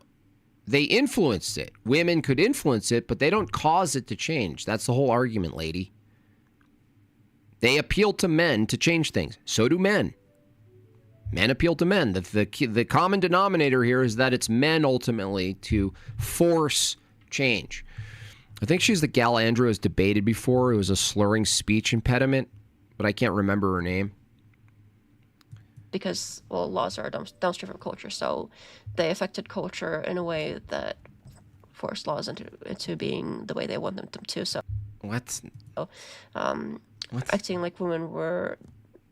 There's other times, not obviously here he's saying it for me, but in other places, him and his cohorts act like women didn't have power or can't have power or. They can't have power. Power is defined as force. That's our argument. There's no time where women have power. Don't conflate power and influence. We would never say that women don't influence things. Women influence. Yes, they have influence. Women have influence. Wives have influence on their husbands. Women have influence on culture. Of course they do. That if we were to argue women have no influence on culture, we would have no arguments against OnlyFans and prostitution. Or can't affect change, like they're just dumb shit, powerless and helpless, and they are dependent on men to grant them whatever it is they want. Yes, that's true. But they affect change culturally just fine. We're not talking. Unbelievable. So, sure, that some of the ways that they. I hate you. Do that is different, but that doesn't mean they're not doing it. That's not the argument. Why are you wearing a mask? They're still the ones causing the change. No, they're not causing anything. What they're saying is their wants and needs at an individual level is more important than the duty for them to be. My only regret on DebateCon was dressing too nicely. I really should have, for the sake of just meme, I should have worn one of my cutoff flannels. You know what I mean? I should have just went with it. You know what I mean? Shame on me. Part of society and reproduce the next generation of society. Meanwhile, to argue that you ought to have rights, you're arguing simultaneously that someone else has the duty to defend those rights, and never is it you. Never is it you. So my question to the... I don't know what you mean by never. Like, there's... Stop mumbling. Speak up, lady! Many ways to defend... Why does it sound like the only way you're able to speak is if someone's stepping slowly on your stomach? rights. You sound like one of those balloons, you know, when you hold it and you just slowly let out the air. It's like, speak up, lady. Like, sure, force is part of it, but most of the way that we protect rights is kind of bureaucracy type. Bureaucracy. Oh, is that it? Is that what you're saying? Mostly how we protect rights is bureaucracy. Let me just, okay. Oh, interesting. Let me see. Bureaucracy is a system of organization where laws or regulatory authority are implemented by civil servants. Yeah. I mean, are these people still this dumb? Mumblecore? Stuff. Like, governments run mostly on bureaucracy. Very rarely does it get to actual force. Like, if you... Very rarely does it get to force. Fucking idiot. I can't even. I've had enough already. I'm sorry. They think force is like very rarely does it get to force. I'm sorry. Is there anyone who's currently being arrested right now at this moment? Very rarely? I'm sorry. Here, let's look at more stats really quick. How many people are being arrested every day in America? Let me see. Approximately 30,000 people are arrested in the U.S. every day. 10 million annually.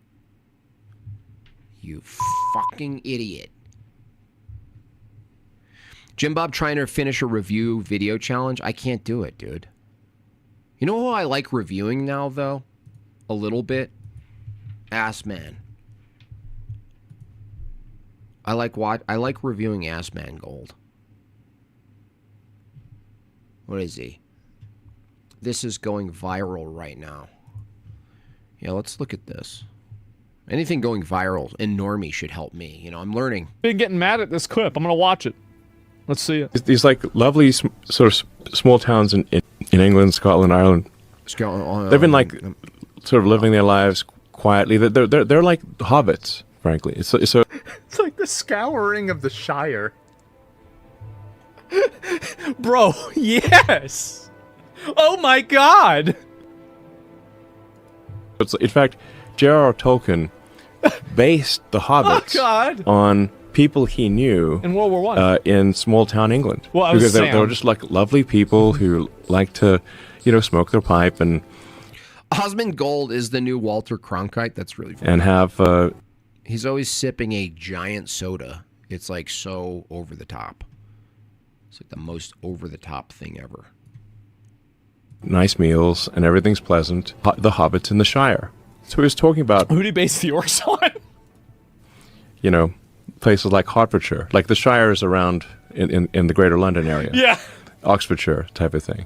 But the reason they've been able to enjoy the Shire is because Osmond's beefing with DSP. Is that gamer guy who's just like... Because hard men have protected them from the dangers of the world. But since they have almost no exposure to the dangers of the world... They think it doesn't exist. They don't realize that they're there. Yeah. Until one day, 1,000 people show up in your village of 500 out of nowhere and start the kids. This has now happened God knows how many times in Britain. And people are really, really mad about this clip. It's got 4 million views.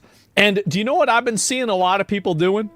And if I go back, Gandalf would not allow this. This is genuinely insane. I mean, worryingly divorced from any reality. How desperate are people to believe this nonsense?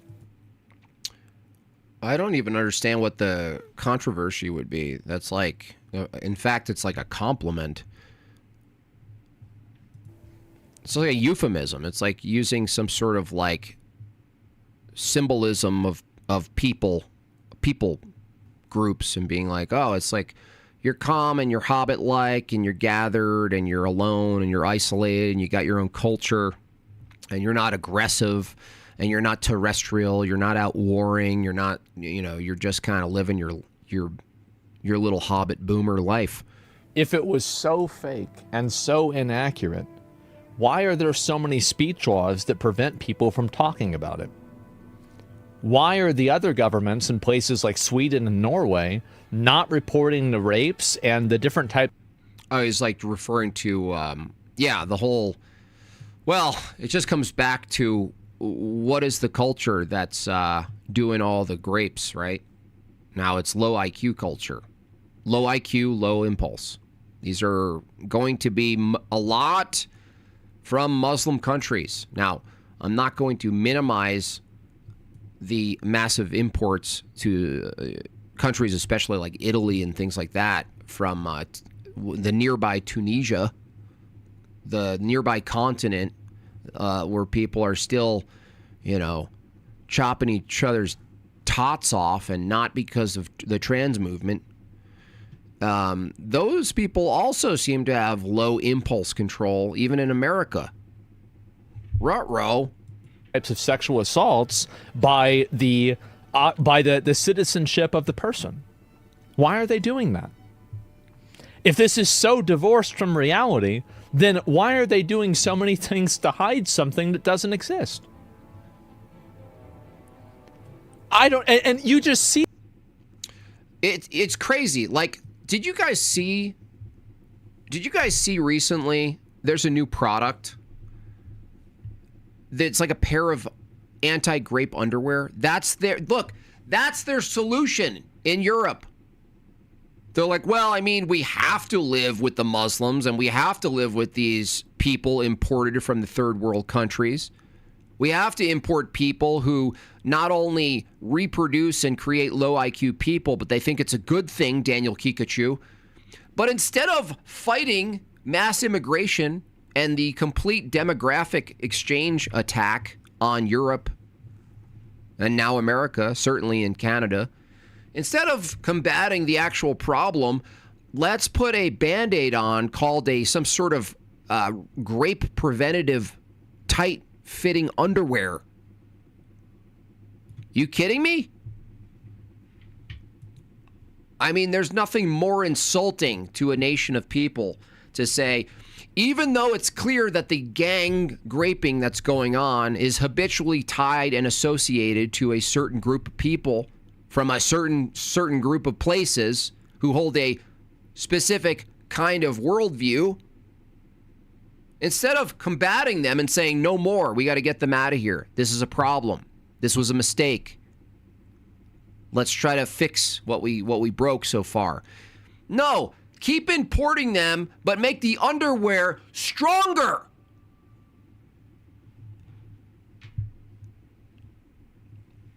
That's like Charlie Kirk gets assassinated and the response is, well, have you considered wearing stronger turtlenecks? It's gaslighting. Anything but the problem. We saw that with. It's almost like COVID was like a testing ground for this gaslighting philosophy. Let's misdiagnose the problem or just avoid it. No, anything but that is causing this problem. Oh, massive uptick in cardiac arrest and all these other problems with the heart and the immune system. Massive spike in people, between 18 and 35 you've never seen before. Professional athletes dying on the field with an increased 80% of instances. Increased 80%. No, can't be the thing. Anything but the thing. Oh, a 20-year-old soccer player collapsed? Have you considered wearing a different uniform? Yeah, let's get grape underwear. That's going to solve the problem. It's just unbelievable. Like, it's almost like they're tempting people. It's almost it's almost like they're trying to rage bait. That's what I think like James Lindsay is. I think he's a professional rage baiter. I hate that guy so much. Like with all of my being, I despise James Lindsay. It's unbelievable. You know, God forbid you were ever, a father and that happened to your kid, your daughter, and it was a group of low IQ people like that who were imported. Otherwise, you could have done something about it. You can do something about it in the long term. And the response was, have you considered Fruit of the Loom anti-grape underwear? We should make a skit where it's Calvin Klein, right? And it's all like, it's all sexy and well lit, and the woman's like, getting dressed. And it's all, are you getting gang grape too much? New Calvin Klein anti-migrant grape underwear comes in thong. Comes in lace. New in lace. Lace anti-grape underwear.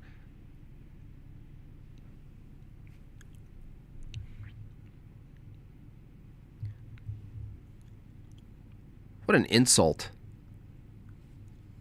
What an insult to everybody. Horrifying. I'll even show you, man.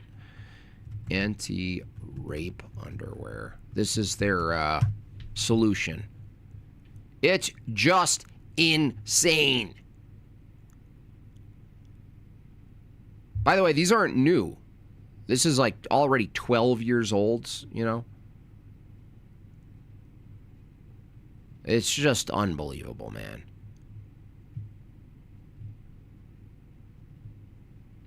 They already did this. It was already laughed at, but it's like the fact that this is coming up shows how old this problem is, man.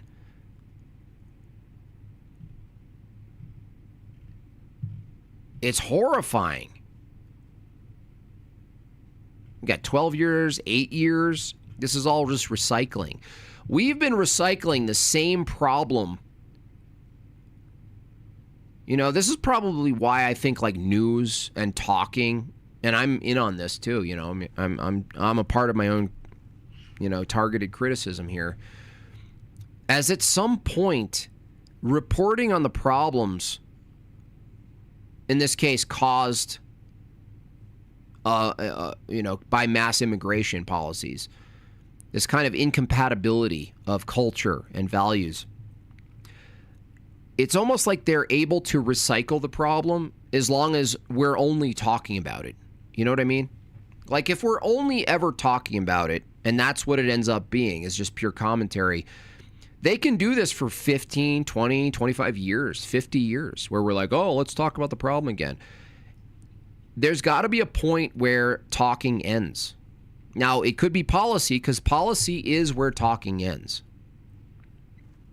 It is.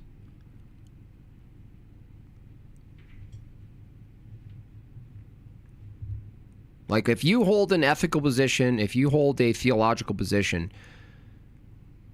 the moment it becomes force is when it's voted for. The other approach, as I've argued, is that you do it yourself. You use force yourself. So that's the problem with democracy itself. Even a limited form like representative republic is that you have a representative hold and represent the values of a populace or constituents. It could be the majority, it could be the minority. And ultimately they're saying, we want this so that my constituents don't pick up arms, and instead we outsource the fight. We outsource the arms and the force. And so it's standardized. It's like standardized violence. That's what it is. The libertarians would call it a monopoly on violence. Well, okay, fine. There's the alternative is war, gang war. If you want that. I mean, that's like the fastest way to end feminism, by the way. The fastest way to defeat feminism is to remove the standardized system of law. That's the best way to end feminism. Also, it ends the Troon stuff and a whole slew of decadent amenities. Worldviews are now like amenities, right? Like, oh, I just got the free mustard and stuff. I'll grab some of that. You're able to hold these insanely luxurious worldviews because the state of the world just allows for it. But you get a food shortage, you get the internet shut off, you get electric gone. You think you're a feminist? No, you're not. Not anymore. Not anymore, you're not. You were. You're not anymore. Draw $10, thank you. The two-pronged pressure of literally grape and physical violence is one-sided and social shame, and the leftist moral outrage on the other side seems to be defeating Europe so far. Have to end one prong. Yeah. Well, that's the thing. It's like this fatal view of empathy. It's a fatal view where you're like, you're a feminist, and you want to prove that you're so open-minded that you're allowing actual rapists into the country. You're so riddled with white guilt that you're voting for Muslims to come into the country. By the way, there was a really interesting prompt that Jake Rattlesnake used, which was this, and he laid out the argument quite efficiently. It was simple. He said feminism leads to Islam. Simple steps. It's not even a what do they call it? Slippery slope fallacy. It's actually causal. Increased feminism, increase for these policies that ultimately open the borders, because the nature of a woman is to be like including and nurturing. So you're taking the good nature of women and you're misplacing it for ultimately terrible outcomes. And that's why women voting is a problem, because it's not based on reasoning or logistics or actuality or reality itself. It's based on feelings. Problem now is you have a bunch of men voting on feelings too, because they're also femtard retards. Well, what's the consequence? If you vote for open borders, you're going to import cultures that are not compatible, ironically, with your feminist liberty views. And if you're going to say, well, anything but Christianity, well, there you go, ladies. If you want to argue anything but Christianity, don't complain that you have to wear anti-rape underwear at the mall. Bacon underwear would work against most immigrants. That's funny. That would be funny.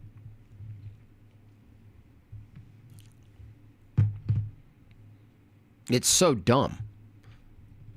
And the good thing is, glory to God, women are starting to understand it for good reasons. They're starting to understand it. That's why people like Rachel and everyone who argues like her are important in reaching women. We need more women in orthodoxy, by the way. How do you do that? I'm not actually sure. Show more kids? In fact, maybe the best way to get women into orthodoxy is to show a bunch of pictures of a bunch of Muslims inside an Orthodox church. I mean, what do we have to do?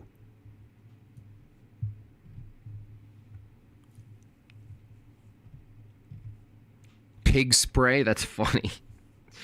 Bear spray and pig spray. Where's Sean Connery when you need them?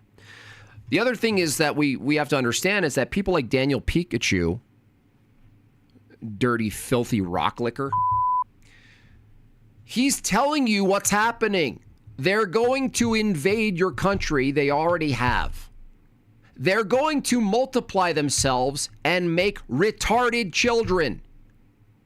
They're going to outbreed you, even if it means banging their own daughter. They're going to lower the IQ of the population. Lowering the IQ of the population is going to allow the upper echelon of the ruling class dominate. That's why they say Islam is the broom for Zionists. The broom. Oh, it's like a reset button.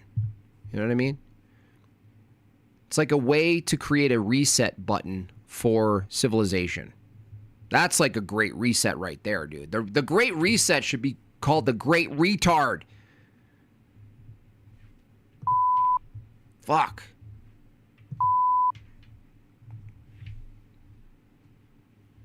Make every country retarded by importing retarded people that mass produce. And once you get a bunch of retards, they're dependent on non-retarded people. Just like Andrew argued against Pikachu, that his entire civilization, Pikachu's entire civilization, that entire part of the world relies on higher IQ people who are benevolent. The problem is, if you don't have benevolent people taking care of retards, you're going to have malevolent. Terrible word. Almost impossible to say, especially right after benevolent. Try it. Benevolent, malevolent. Benevolent, malevolent. Stupid people who make words.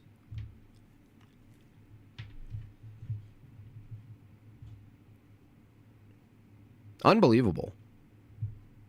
I mean, talk about victim blaming. Have you considered metal underwear? Dude, we already solved this problem. They have metal underwear now. Dude, we already solved this problem. They have underwear that only unlocks with a fingerprint, bioprint. It was made by a gun safe company. When we get to the point in time where well-known gun safe companies are making underwear, is that when we'll finally stop immigration? Unbelievable.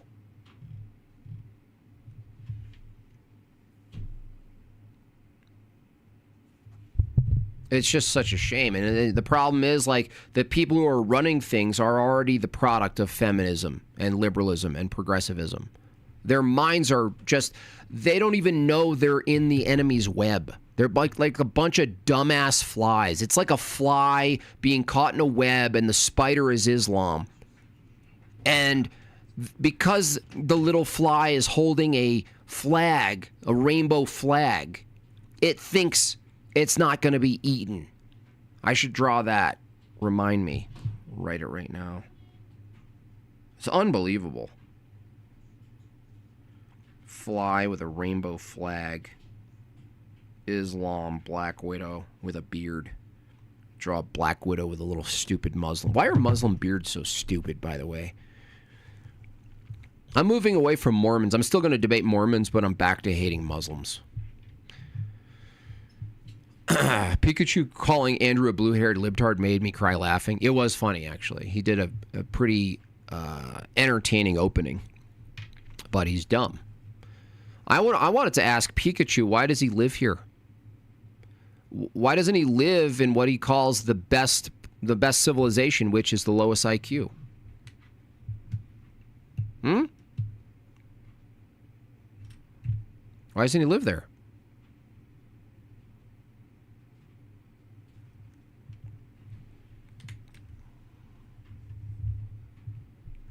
Why do their beards all look like pubes? I don't know why. I don't know why. I don't know what's going on with them.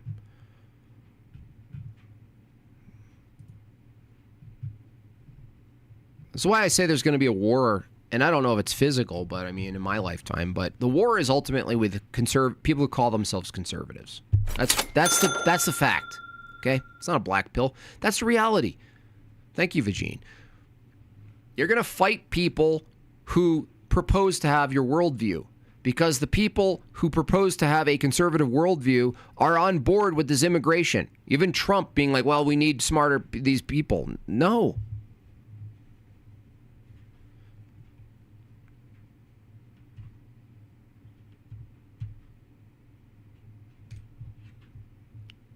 Ben Shapiro, is this old? Is there another thing Ben Shapiro did? I like to make fun of this guy, so let's take a look. A terrible friend. And Tucker Carlson last week. Hey, folks, I want to do something different on today. I want to beat you up. Hey, friends. You don't have any friends, dude. You don't even know what it means to be a friend. Look at him. He looks like a little sly little Jew fox. Why is his hat getting so big? His show. We're it's a Jewish little fox. See how she does it. Benevolent, malevolent, benevolent, malevolent, benevolent, malevolent, benevolent, malevolent. Thank you for the super chat, Vagine. Go throw some turds. We're going to cover one topic in depth. That topic is, I think, the most important thing happening in the country. My sister's knockers. It was a hot topic last week, but I wanted to take some. I actually went to Hot Topic the other day because I want to be, I want to relate to the people. Yeah, I'm seeing a massive uptick of people who shop at Hot Topic moving over to more conservative lenses, more traditional lenses, and I'm missing out on the demographic. I am effing missing, losing 10 effing thousand people a week here. I am bleeding dry. Time to really gather my thoughts and speak on it in coherent fashion, holistic fashion. That topic is the fragmentation of the political right. I mean, we're talking massive knockers. That fragmentation is being caused purposefully by a splinter faction of people led by a young man named Nick Fuentes. No, that's not even true. No. This is the lie. They want to pretend that the splintering away, this is all framing, by the way, from a deceptive little asshole called Ben Shapiro. He wants you to all to think that the splintering away from this neocon, Zio-conservative model that's crashing, completely crashing right before our eyes, he wants you all to believe that this is associated directly with Nick Fuentes. And so it's a way of straw-manning the position, but also locking your position to a blemish. This is framing. This is what he does. He's a little sneak. This is journalism. So, by the way, There's a whole massive fraction moving away from classical liberalism inside the right wing, moving away from Zionism and dispensationalist nonsense. And we got a massive movement away from it toward more traditional values, whether it's Orthodoxy or Catholicism. Now, I want to tell you that is caused by a really mean little man named Nick Fuentes. Yucky, yucky, yucky. Nope. The movement away from this view might include Nick Fuentes, but certainly it's not reduced and wholly dependent on Nick Fuentes. This is how he gets to poison the well and tell his audience that now he's making an association. Now when you go out in the world and you distinguish yourself from these fake conservatives and you move away from classical liberalism and you call out Zionism and you call out all these terrible things, now you're in the, what would be equivalent in astronomy is the flat earth camp. What he's doing is flat earthing conservatives who argue against him. That's what he's doing. He might as well call you flat earth because Nick Fuentes is the flat earther for the conservative movement. This is why this guy needs a wedgie. They call themselves the Groypers. They are white supremacists. They're white supremacists? You're a Jewish supremacist. That Shapiro voice is perfect. Can you say big bone kohanagahungs? Massive Dave Bonakiros as Shapiro. Bankahugas. You big massive bahugas. Auga. Auga. Every time I see my sister for the Jewish holidays, I hug her for a long, long time. I hug her for I really miss my mommy's milkers. I really miss that. You're a Jew supremacist, dude. You're an Israeli supremacist. The gaslighting and the projection is over. That's all we get from you guys. Oh, he's a white supremacist. He's a this supremacist. Yeah, you guys are supremacists. You little freak. Women, Jews, Hindus, many types of Christians, brown. It's in your theology that you're a supremacist. No, you're not allowed to talk about that. I am a conservative. I am a conservative commentator. I am one of the largest growing podcasts in the whole world. Yeah. I am one of the... my religion and my theology is very private. It doesn't really affect my politics. Yeah, let's talk about what your theology actually says, Ben Shapiro. Own people of a wide variety of backgrounds, blacks, America's foreign policy, and America's Constitution. They admire Hitler and Stalin. And that splinter faction is now being facilitated and normalized within the mainstream Republican Party.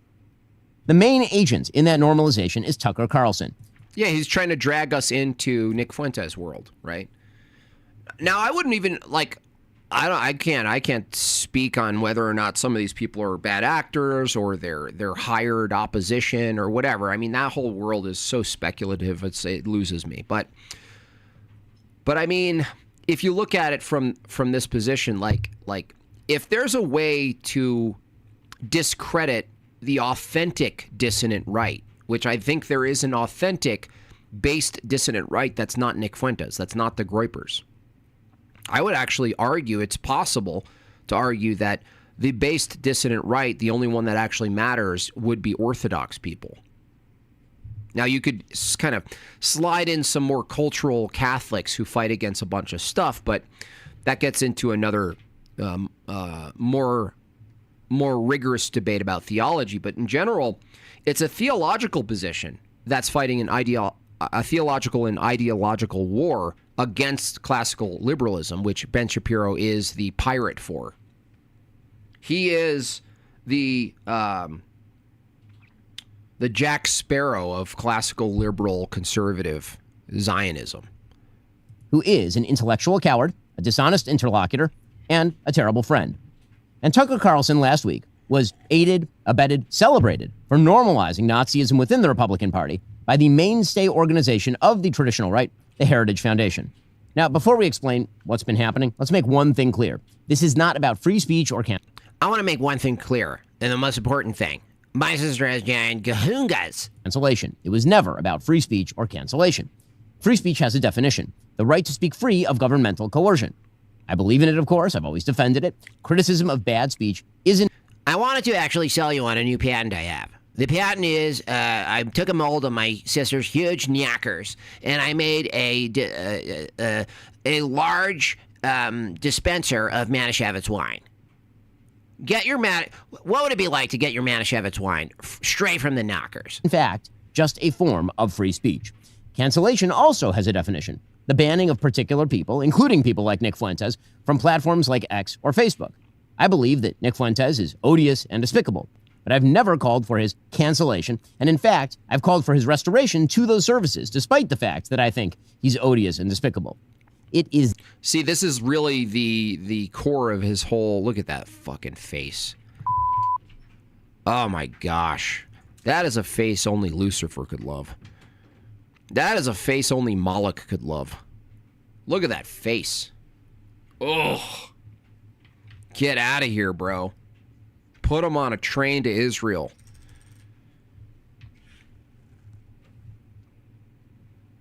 This is the core of it, right? This guy has been so bad for conservatism on this very point that he thinks he's virtuous for allowing things he doesn't like into culture. He thinks he's virtuous for it. Well, I don't like the gay pride parades, but I'm going to die for their right to do that. I don't believe in what they're doing in teaching children, but I'm going to defend their right to do it.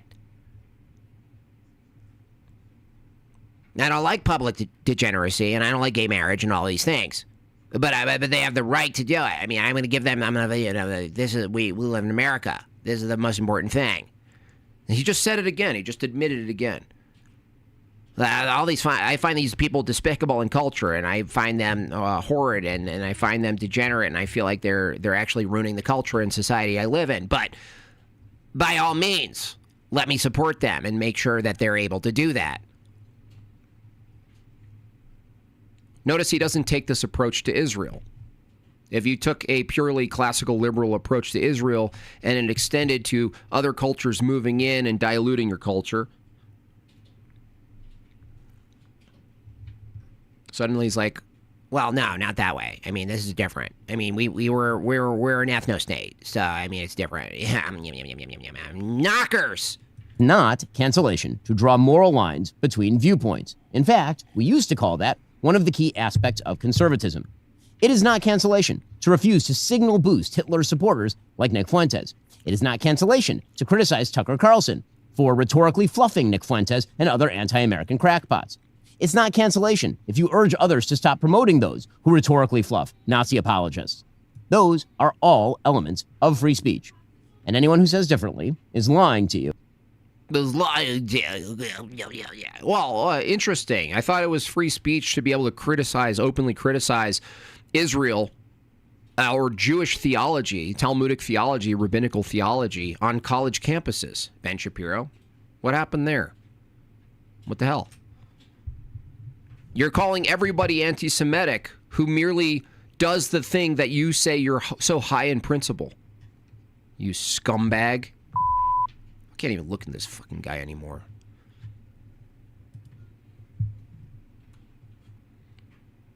And the right wing, the dissident right, is going, well, no, actually, we kind of do agree with cancellation. The question isn't whether cancellation is right or wrong. The question is whether it's informed by a proper ethic. So a Christian ethic, we would have a justification for cancellation, whether it was platform or public speech or whatever it be. Whether it maybe cancellation is merely social. We saw the effects of social cancellation in the time of Karunka. We saw that you didn't even need a law to cancel someone socially. You didn't need a law to make someone the pariah of the family. You didn't need a law to ostracize people outside of their in-group. Just the leverage of shame did the job. And what we're trying to do now, Ben Shapiro, is shame all of you disgusting, despicable, slimy Zionist cucks who have taken over the conservative movement for like 50 years. We're done with you.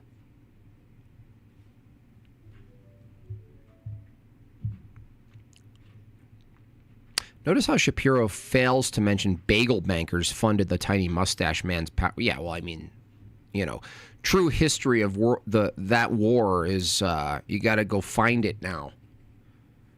It's like Rachel Wilson always talks about standpoint theory, which, habitually is like referring to a woman's standpoint of rewriting history. But the first rewriting of history wasn't a female. It was definitely a bagel, which is why the analogy between feminism and men, feminists and men, is so on point when we look at Israel and the U.S. The U.S. is the man who's affirming and keeping and protecting the rights of the little lady. And Israel and Ben Shapiro are the feminists. They're saying, Israel has the right. Women have the right, right? Same thing. Women have the right. Who has the duty to protect the right? You, the man, the U.S.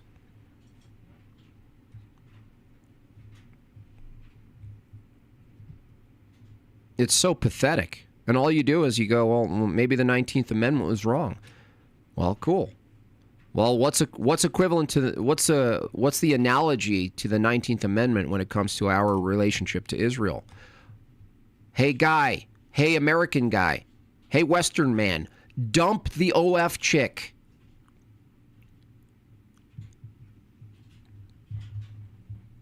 U.S. has to dump the OF chick.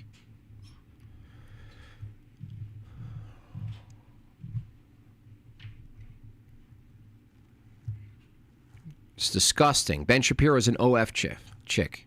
He has like Stars of David tattooed all over him. So, that would be a good meme. You get the whatever format.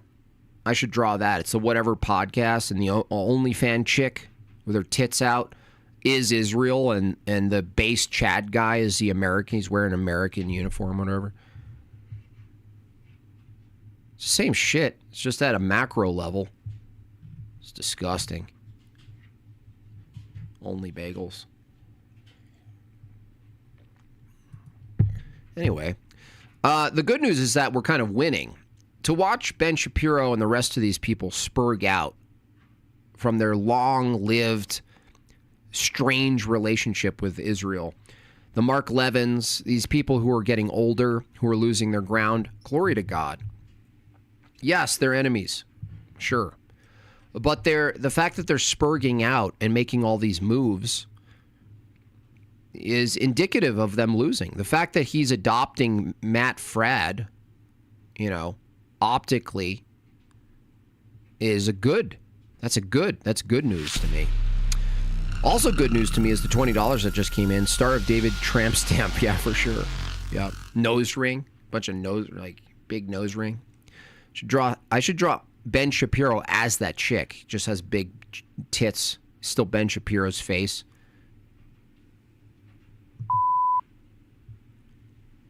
Unbelievable.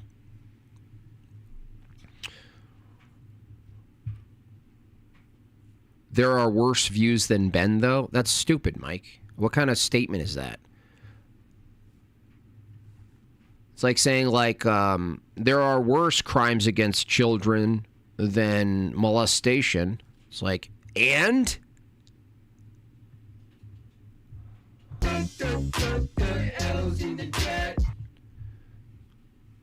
I hate that view, dude. That's a soft view, Mike. That's a soft gay view. Don't be gay. Why are you so gay? Why are you so gay? Why are you so gay? Why are you so gay?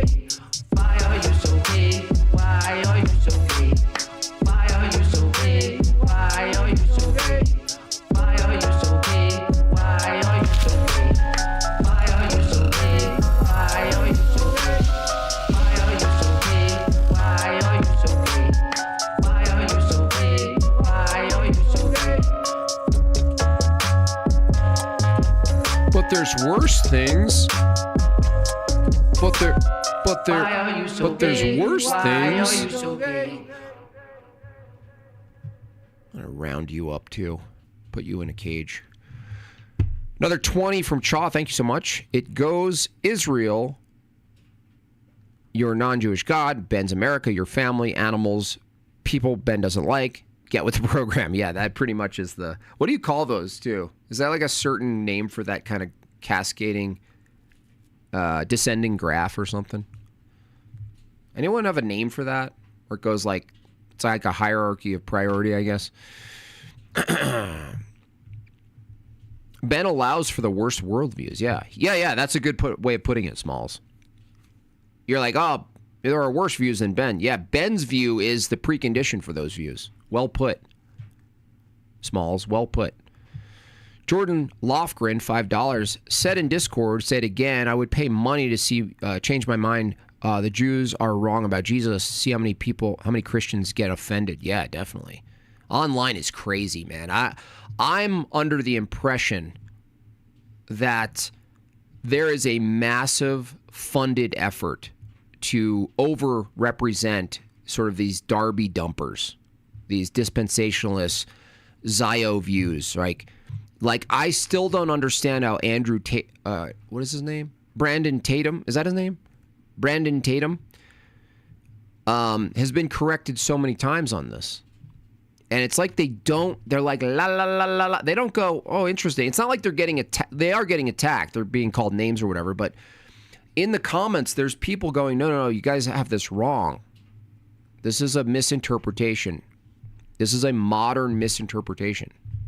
And they're like, no, it's not. No, it's not. No, it's not. Galactic Contradiction with a tenor. Just got here. Good to see you back. A bit. Nashville was a blast. You bet Nashville was a blast. It was. Yeah, you can Galactic watch the beginning of the stream. I summarize, got some slideshows. I did really well, I thought. Appreciate everyone supporting me there. I apologize for not doing an on-the-fly live stream. I kind of regret that. It would have been fun. So, yeah, all the high-profile proddies. It's just a mess, man. And it's exhausting.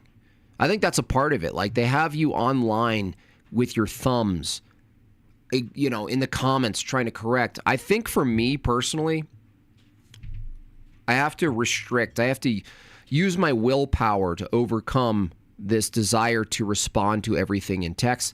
What I have to do is make well-made mimetic things, whether in comic form or in animated form, and have the statement itself that needs to be obliterated or affirmed kind of rip through the internet viral style, as opposed to, you know, me spending time with my thumbs online is so stupid.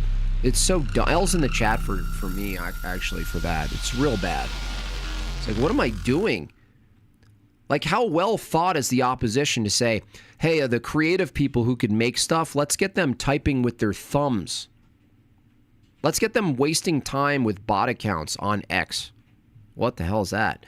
Sounds like you had a great time at DebateCon. It was great. It was great. I'm glad I got into it after it developed a little more, because, you know, you look at the early DebateCons, and this is true of anything in its infancy, it's not as good. It was more leftist leaning at that point. You know, the time Andrew went his first time against Dillahunty, the entire audience were a bunch of incel spurgs, leftist spurgs, who were like shivering. Oh my gosh, Andrew. I bet you Craig's going to get some shit. That'll be an interesting arc. Progressive Craig. You know, he's got to go back, and now when people ask him about his debate, he's got to say Andrew Wilson's fun. He's great. I disagree with him on everything. He's a nice guy. He fed me. He got me all drunk. He hugged me. He loved me. And they're going to be, hey, you're even Planet Peterson already got some shit. He got like he got a photo with like, what was it, Mike Jones of Inspiring Philosophy, and his audience is already pushing back. Oh, you're going to get along with them now? This kind of stuff. It's funny to watch. The reality is when you meet us all in person, we're people. A lot of us are just normal people, just hanging out. We talk like normal people. We say hi and bye like normal people. We drink beer like normal people do.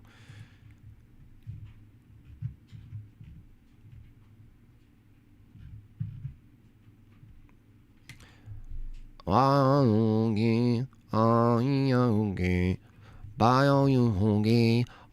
are you okay? Is Craig thinking about Christianity? No. That takes a long time. Should Jay Dyer be canonized as a saint? I wouldn't say that, no. I would be the last person to ask about that. Was up late watching Oh, what's up, Abby? How you doing, Abby? Abby in the chat. Let me go through if I missed any super chats, because I was doing a bunch of rants. So let me get back on it, okay? Speaking of doing more creative stuff, if you don't have this book or all three of these books, definitely order it now. Meg Bob has been shipping them out consistently. It ships out immediately. It is signed. All of them are signed. You could even tell me if you want it inscribed in a note when you buy these. There is a deal for all three at madebyjimbob.com. So get your volume 3, 4, and 5 now. Go over there now. Get it for a deal. If you buy all three, it's a deal. You could even give one or two away for the holidays. So get on that. It's the best way to support myself, my family, my channel, without giving YouTube huge percentages of your hard-earned money. Thank you so much. Someone bought a gifted membership. Welcome, new member. Christopher Scott, another $5 DebateCon has been taken over by the Crucible cult. Yes, it has. It's been awesome. It makes everything fun, dude. There was so much energy at that debate because of that. Debates are, you know, you tell someone you're going to a debate conference, so they're like, you're a loser. Loser! And it's like, yeah, but we're fun losers. It's fun. I've never seen an energetic debate like that. I mean, that was like, that room was like energetic, especially the Pikachu. The Pikachu debate. Abby Zong, a big 20. Thank you, Abby. I'm amazed at how some of you can stay up all night and still get up and travel the next day. Well, I try not to do that. I'm old as shit. I'm old. I'm old. I'm so old. Here, I don't want to miss any super chats for you guys, so let me look here. Make sure I got Abby's, I got Christopher's, got all that. Got back, got that. Said in Discord, got that. Ben Shapiro doesn't mention the bankers. That's right. I don't mention the bankers. Yeah.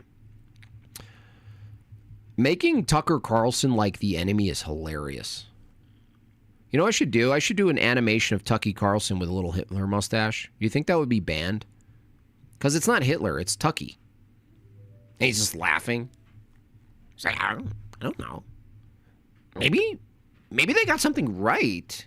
I'm not saying that everything they did was good, but I mean, maybe their early push against the Weimar Republic had some justification. Did you see some of the art? Disgusting.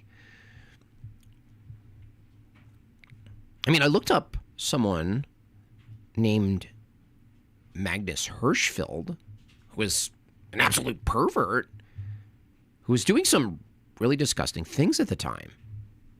And I'm not surprised that people of the opposition, in this case they were the Nazis, pushed back about that. I mean, I would push back. It's like, $10 from Chaw. Speaking of Craig moving worldview or whatever, do you think it says something about a person that they overcome cognitive dissonance faster? I stopped being a leftist atheist and it only took a month.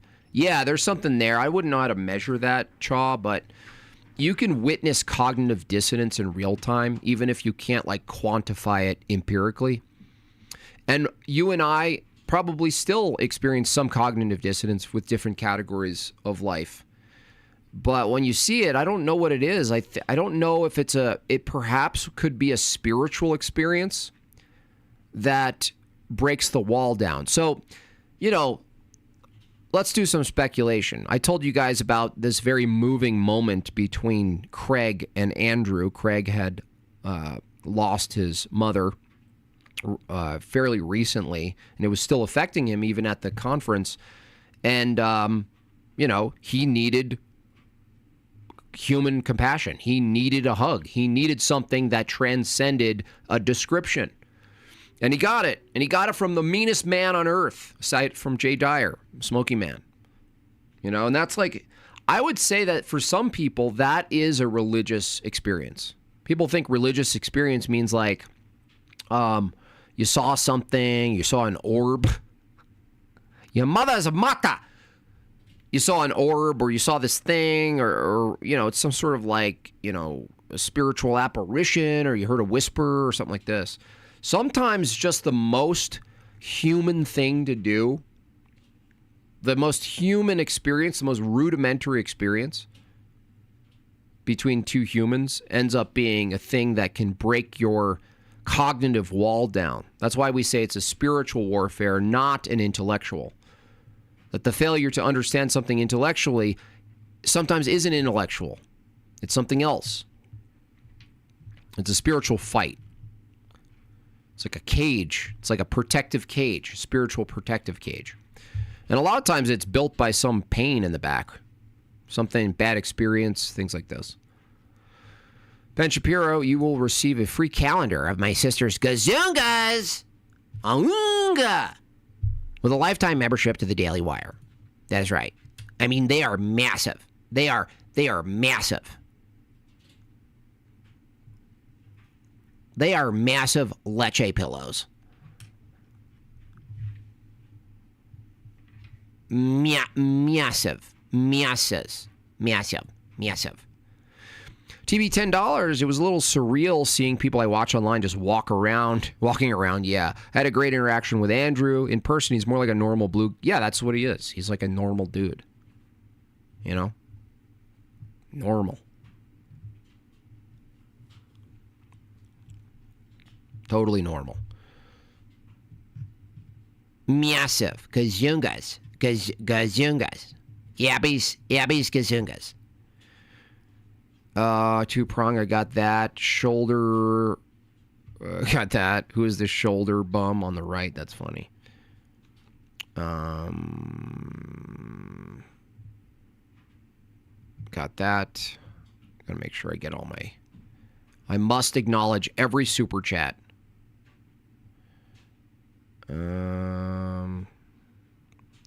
Blues Clues is the same dude that said you don't have to love God to go to heaven. Yeah, that's funny.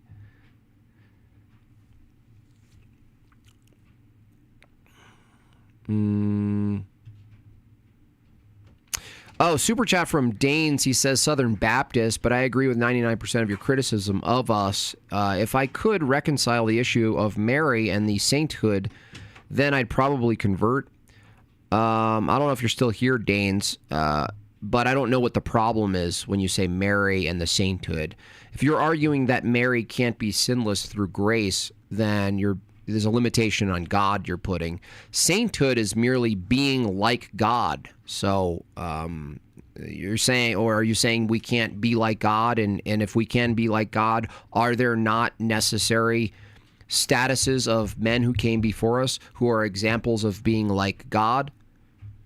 Are you saying you don't agree with sainthood because it specializes certain people over others? Are you saying you don't like sainthood because we claim that the saints are alive? Well, then you're going to have a problem biblically with Christ speaking to the otherwise, dead at the transfiguration. Thank you for your Jortlandian work visa. But my ultimate response, if you're still here, as we know, guess what I'm going to say, Danes? Everybody in the chat together. What am I going to say to Danes ultimately when it comes to questions of theology? See if you can tell me instead of me saying it. Aiden Clark, $2, booby. Start a philosophy series, dog. I'm not well versed in philosophy enough. I do philosophy, but sometimes I don't know the philosophy I'm doing. It's happened many times. I'll bring something to Jay and I'll be like, I thought about this, and he's like, yeah, there's a whole school of that, bro. I'm like, okay, sweet. Well, then I'm on target.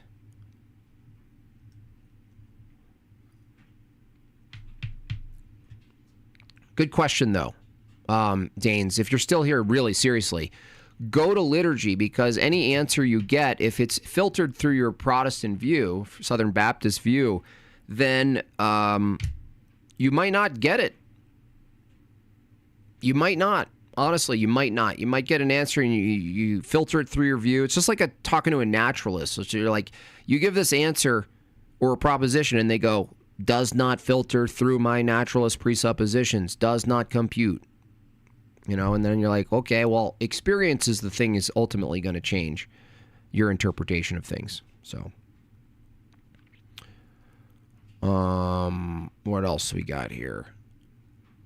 Looks like a synthetic human. Got that. Redneck guy. Now, the one upsetting thing is I thought Posh... No, I didn't think he knew he wasn't going because of, coming from Serbia, there's a lot of stuff you have to do to leave, which I think is based. But hopefully next year or sometime in the future, Posh himself will make it to the States. And I'll pretty much travel anywhere to meet Posh in person, except for Serbia for now. Going to Serbia scares me. I feel like if you fly into Serbia, you actually see bombs dropping, like, before you get to Posh's area. You're like, oh, look at that. A war.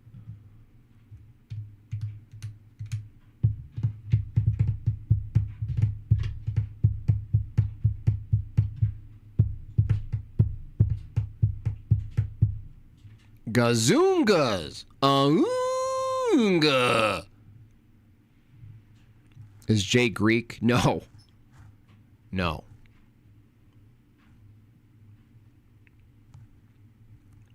He is not.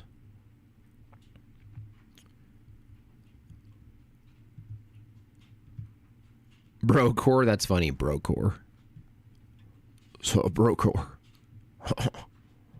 That's dumb.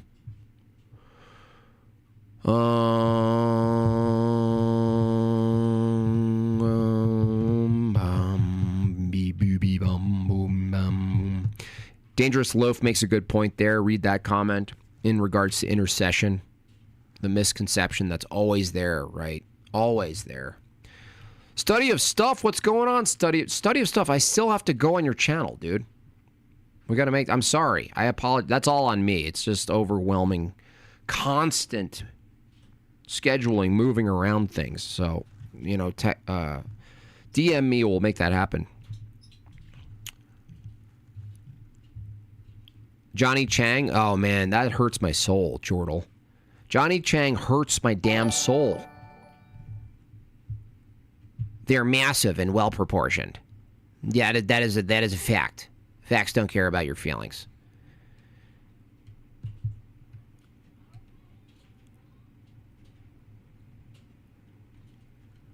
Do do do do do do. Bum. Da dum bum bum boop bum bum bum. Bum bum ba dum bum ba dum ba dum ba dum bum bum bum bum bum bum. Ba ba ba da ba dum. Ba dum bum ba dum ba dum ba dum. I put a good interview for you in your show suggestions. Okay, where? Oh, on my my Discord. Okay, all right. I'll look at it right now. You know, I'm just hanging. It's only 1 p.m. and everyone else we know is like out on a plane somewhere. You know what I mean? I'm in a good spot, hanging out. Do do do do do do do do do do do do do.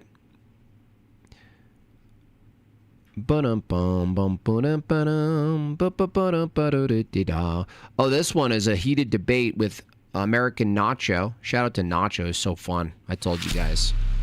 One of my favorite people to hang out with. $20. Feminists can either go back to Christian patriarchy willingly or they'll have their rights taken away by Muslims. They need to know that. Yeah. Yeah. It's really a theological war, and it's a long one. But because it's long, thank you, Vagine, for that $10. Because it's so long, it's hard to, especially in our day, and think of it this way. If there's a very important theological, spiritual, ideological war, and those last 100, thousands, forever. I mean, since creation, right? Let's not fool ourselves.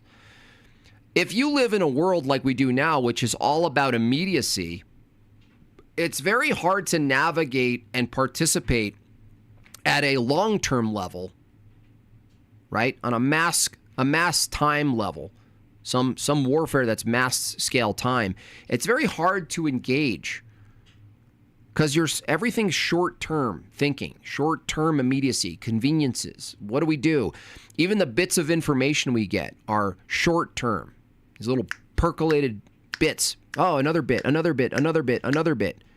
It's like we're like, the way we experience reality online is in tiny fragments that are quick. We don't assess large bits anymore. We don't experience our lives in large bits.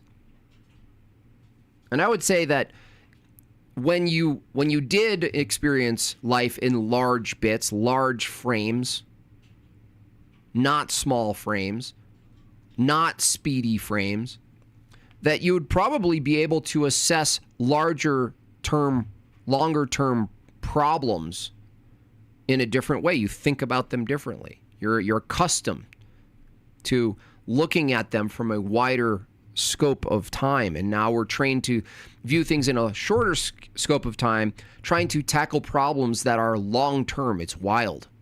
I don't know the solution, by the way. You know, ironically, I'll probably present a solution in a short-term format. Unhit Bone, $5 buckaroos. Thank you so much. You know, I think we might actually look at this because the "Is Andrew Tate gay?" is actually a pretty funny prompt. I'll check out that other one though, but this is funny to me.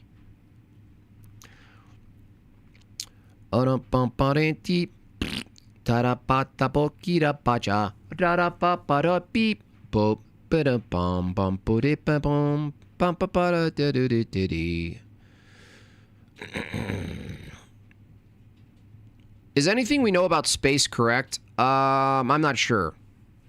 I don't think space is too accessible. You know, I would grant observations about just like how, you know, we observe stars and things, and we name them, and they could maybe be in the wrong category perhaps, but we can observe the heavens, which is made up of a bunch of lights, and we can call those lights, we can create some taxonomy for the lights and whatever. That's I'm fine with that. And we can measure their behaviors.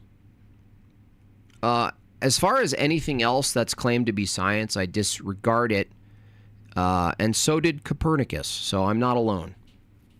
You know why? Because when it comes to a scientific hypothesis, when it comes to astronomy, when it comes to astrophysics out there in space, whatever, you don't have any access to a viable hypothesis. You can't manipulate anything. So it's all speculative and it's all descriptive. There's no explanatory power as far as causation is concerned. So I kind of stop there. Observation, fine. Describing observation, great. Establishing cause between two unrelated particulars, you don't have access to that. You don't have access to that. Sorry. Just like evolution.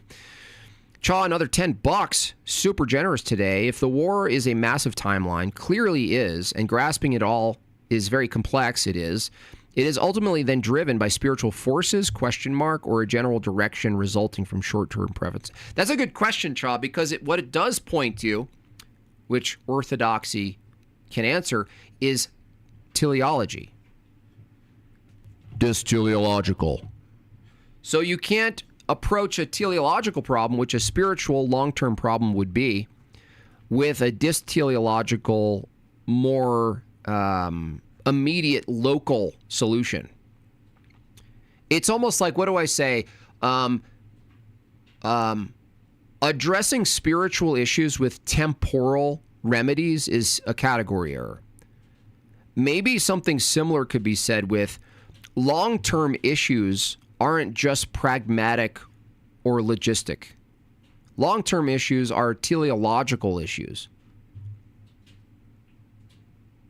And teleological issues have to be spiritual in nature, because you're appealing to something meta-ethical, metaphysics. You're not dealing with just describing things. You're dealing with the claim of where the direction of something is.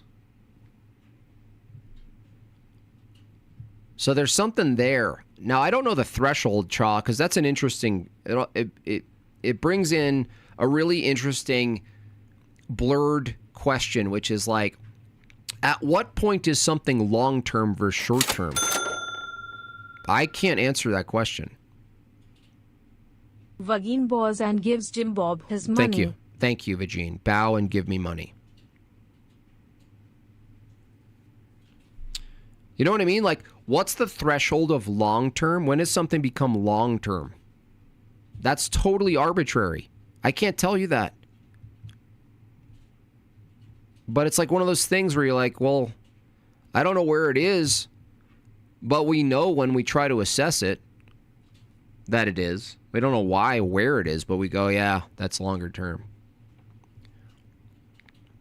What about the German machine that simulates gravity and how galaxies are formed? Nothing simulates gravity. They don't. The term gravity. If you're saying, Rage Page, that some machine simulates an effect, I'll grant it. Gravity is assumed to be the cause of the effect. So no one simulated gravity a cause. They simulate the effect of what they think gravity is causing. That's not the same. It's not the same.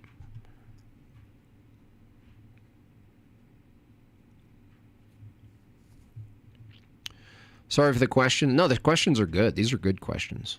I like these questions.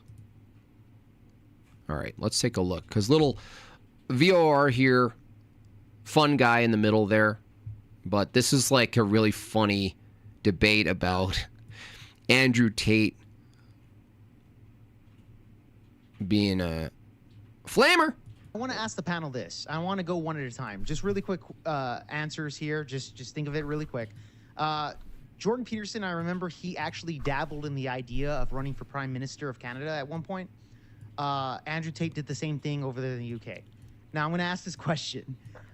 if you could choose between an Andrew Wilson, I think while they masturbated to completion. Oh, this is good. When he talks about how he got his start, that him and Tristan Tate would like, we running these sex cam business, and then but these girls didn't know how to text, so we unplugged their keyboard and I plugged my own keyboard in.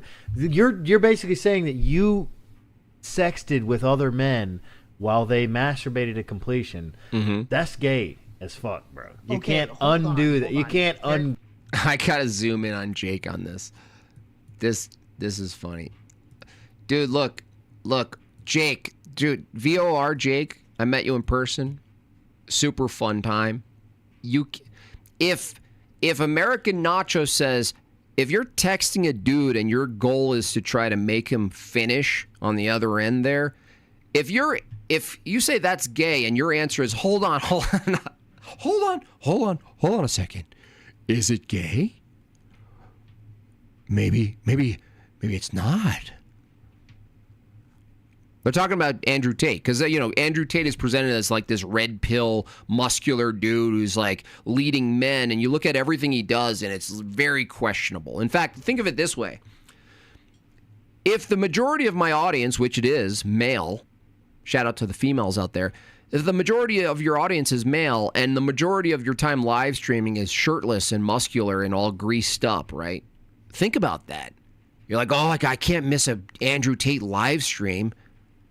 Oh my gosh, he's live streaming right now? I got to get over there. And he's just almost naked, talking to men, yelling at. He's like, yeah, yell at me, naked man. Yell at me, muscular, naked, bald man with no chin. Gay yourself, bro. Like, yeah, but that was okay. I don't care what you chop it up however you want. That's gay, dude. Okay, fair enough. I'm not going to argue with that. I disagree, but I won't argue with it.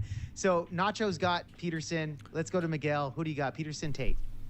Probably be Tate. Okay, Canada. Not Islamic, but he doesn't. But I made money, bro. But then also, just the homo sexting is crazy too, though. That is okay. Fair enough. Fair enough on that part. I wouldn't see it that way. Hold up. Homo sexting is gay. Jake VOR says I wouldn't see it that way, bro. But then also, the homo sexting is crazy too, though. That is okay. Fair enough. Fair enough on that part. I wouldn't see it that way. What?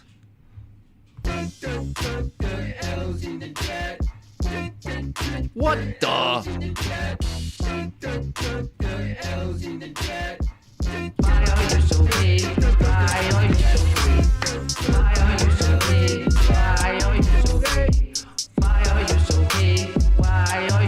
Dude, what? You wouldn't see it that way? Excuse me? Excuse me?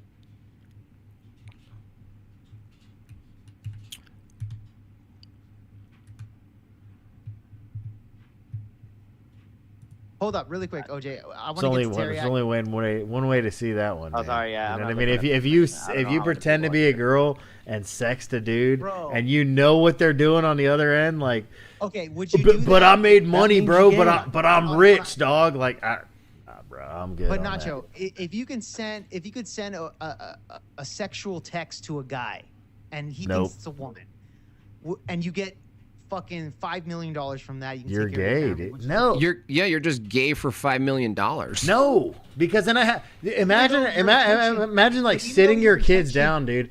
Sitting your future sons down, and you're like, "Hey, sons, by the way, I've built this empire, and we have like this whole empire now, but it's because I was gay."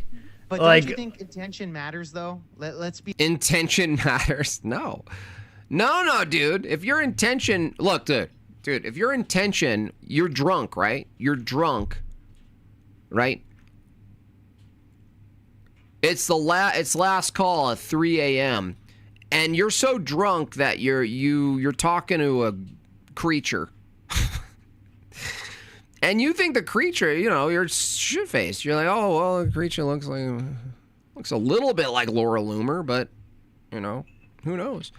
And you black out, and you learn in the morning because of some special particular colored marks on your body that I guess that wasn't a woman. I call this the V2 argument, which is like, well, they're trying to. No. Guess what? You still did something gay. You think you could, if you do something and it's accidentally actually gay, that you didn't do something gay? No, you did something gay.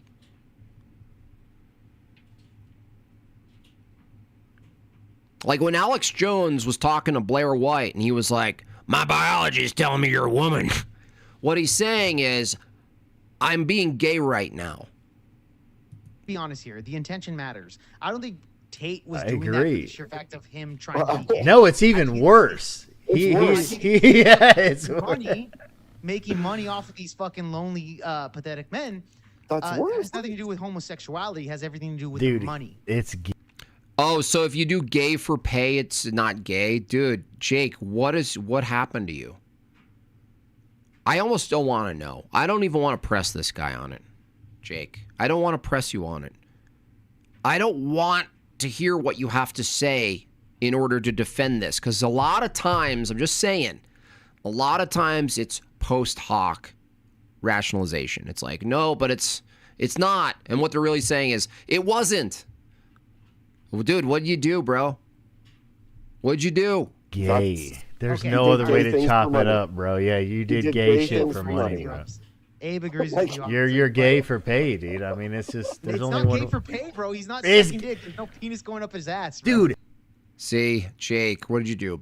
Jake, what did you do? Other guys are sitting on the other end of the keyboard jerking off, and you're pretending to be a woman like, oh, But yeah, admitted you intention want to... matters. You said intention matters. Look, let's just skip to like VR, okay? Like Black Mirror. Because look, the reality is this. Even with AI, the reality is this.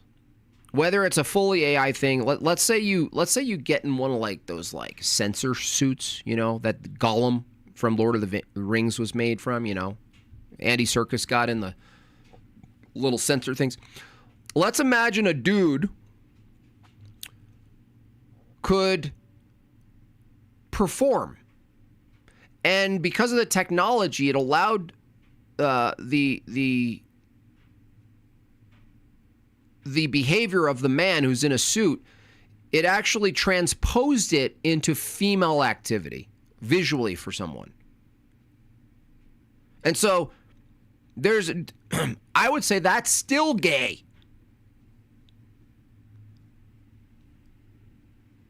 If Andy Serkis, right, was still in his suit and he's on his couch and he's like doing stuff, and instead of Gollum, right, it was a chick or something, or even another dude, what you're doing is gay. I didn't say that. I don't know. You just agreed intention matters When it comes to texting, right? Hey, can we ask Teriak about his, Okay, I would say like if it was like a gun Jake was the other guy on this other side of the keyboard. Seriously, under your head, and it's like I don't understand what the defense would be. Whole family's gonna die. That's different. Oh, you're gay. You're gonna die gay then. I mean, gay. But no, because obviously, like you only survive if you like do the gay shit or whatever. Okay, so if your whole family survives, then you survive, but as a homosexual. I guess, yeah. Well, no, that's the other distinction, which I talked to him in person. He was in Nashville. I said, no. If you're referring to homosexuality, if you're merely referring to a man or a woman who has some sort of sexual proclivity to the same sex, which is like an irrational impulse, by the way. You can't have sex with another man if you're a man. You can't have sex with another woman if you're a woman. You can't. You technically can't. Whatever you're doing is not sex. But if you're going to say being homosexual is merely having the proclivity, I'd grant it and be like, okay, yeah, if you're referring to people who have an inclination toward a certain behavior, but we're talking about behavior, which has to be a distinction. But I mean, at the same time, then it's like, hey, but in other words, there's no being gay. It's not like a proper ontology when it comes down to it. But it's for a moral, like a moral good, like But a moral you're positive. still homosexual, In this though. case, it's a moral negative and The greater gay. Are they talking about some sort of utility approach to gayness? I did it for the greater gay. you're gay. Like Yeah, this is a twofer, bro. Like But in my logic, you're still not gay because intention matters. It's so bad, dude. That's just so easily defeated. It's so easy, Jake. Look, and I'll wrap this up. I don't want to listen to this, actually. If you accidentally do something gay, the question isn't whether or not you're gay. Like you that's the distinction here. So I understand Jake's view. What he's trying to argue is that, whoops, like a whoopsie moment, you still did something gay. This is the question. Andrew Tate did a gay thing. Whether Andrew Tate himself is attracted to men is a separate question to whether or not he did a gay thing.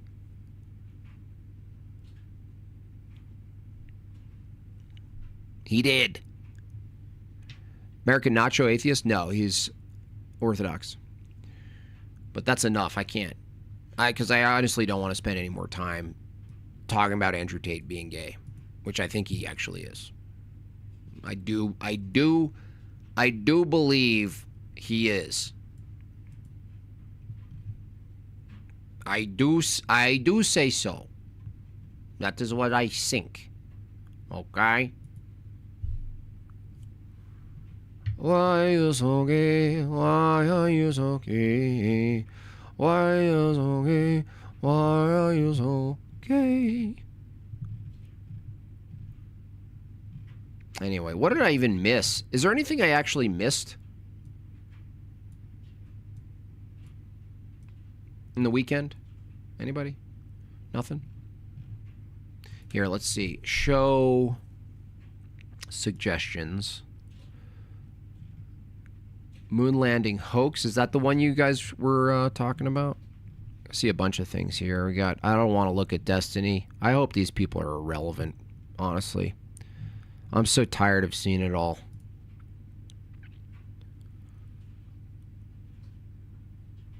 What is that? Owen Benjamin, Andrew. Owen Benjamin, dude. He's crashing out still. Still.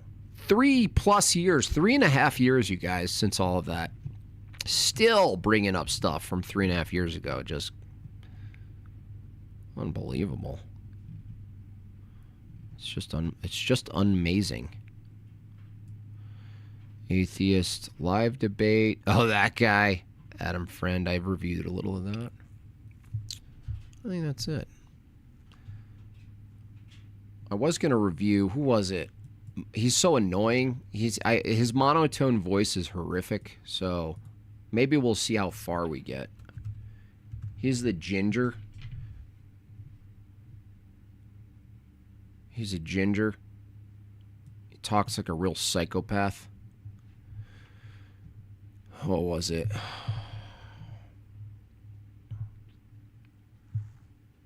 Was that it? Let me check. Something. I think I sent it to myself. Let me see. DebateCon. Mormons.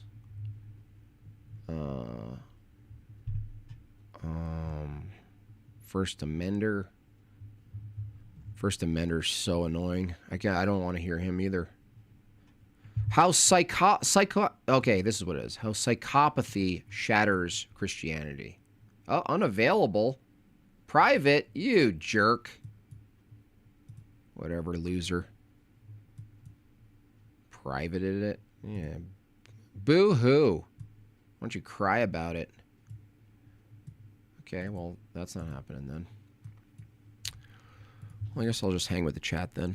A little bit. Why are you a bear? Why are you a bear? Why are you a bear? Why are you a bear?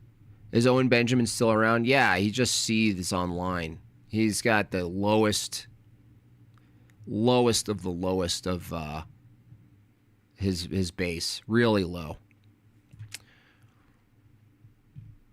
Low tier. Always just strict ankle biting. Notice me, notice me. That's all it's been for years. And everyone's calling him out, dude. They're like, dude, you're acting like a woman. You just wrote like 3 paragraphs about a dude.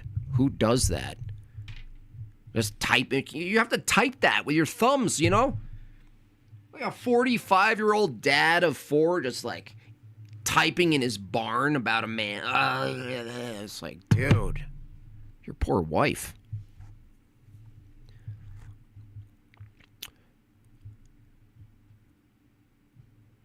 Rob asked the breakfast question to First Amender, and his answer was... Is that on Rob's channel?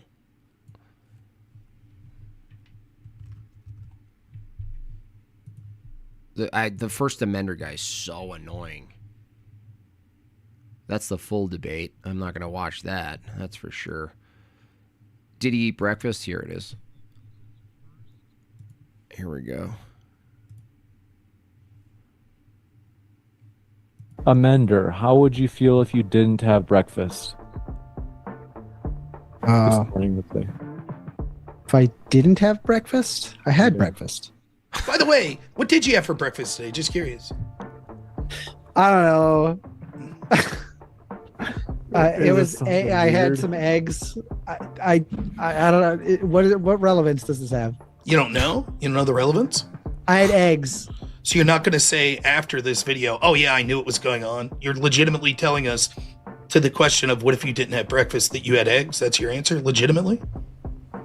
You asked, what did you have breakfast? And then I said I had eggs. No, but the original question said, how would you feel if you didn't have breakfast today? And your legitimate answer. What does this have anything to do with anything? I don't know what's going on. You've said enough. This That's is a fine. trick question? I accept your answer. We know later when you say I did that on purpose, it was bullshit. Very good. Nice.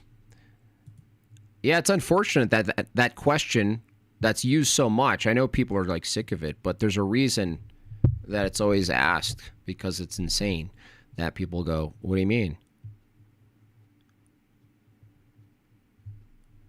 What? What do you mean? I did that. I did that. But I did that. But I did do that.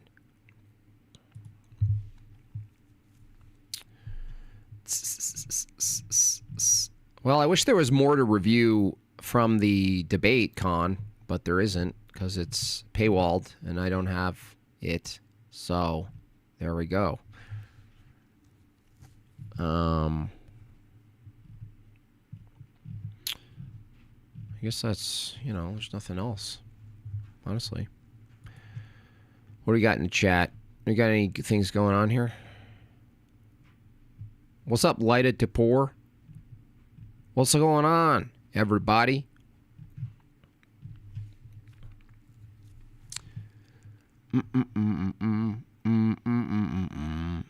He said, yeah, Owen says the same. Yeah, it's the same shit over and over again. It's just endless. It's so exhausting. You can just search Andrew versus Daniel, and it's free. That'd be good. Might be good.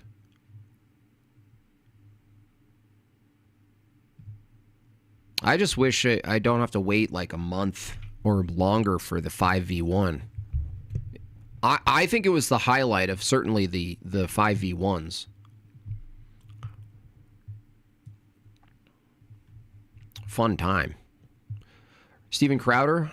Yeah, we could look at some new Steven Crowder stuff. I missed like 3 full days of the world, so what do we got here? Changed my mind 7 days ago. Bunch of goblins.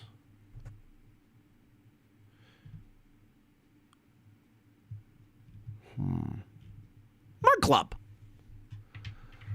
White people. What's up, white people? Respect yourselves. Show us the 5v1 clip again. I guess I can do that.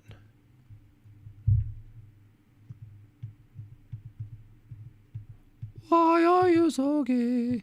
Why are you so gay? Why are you so gay? Why are you so gay? Why are you so gay? Why are you so gay? Why are you so gay? Where it be? Is that it? All right. Yeah, we can do that. Was it here?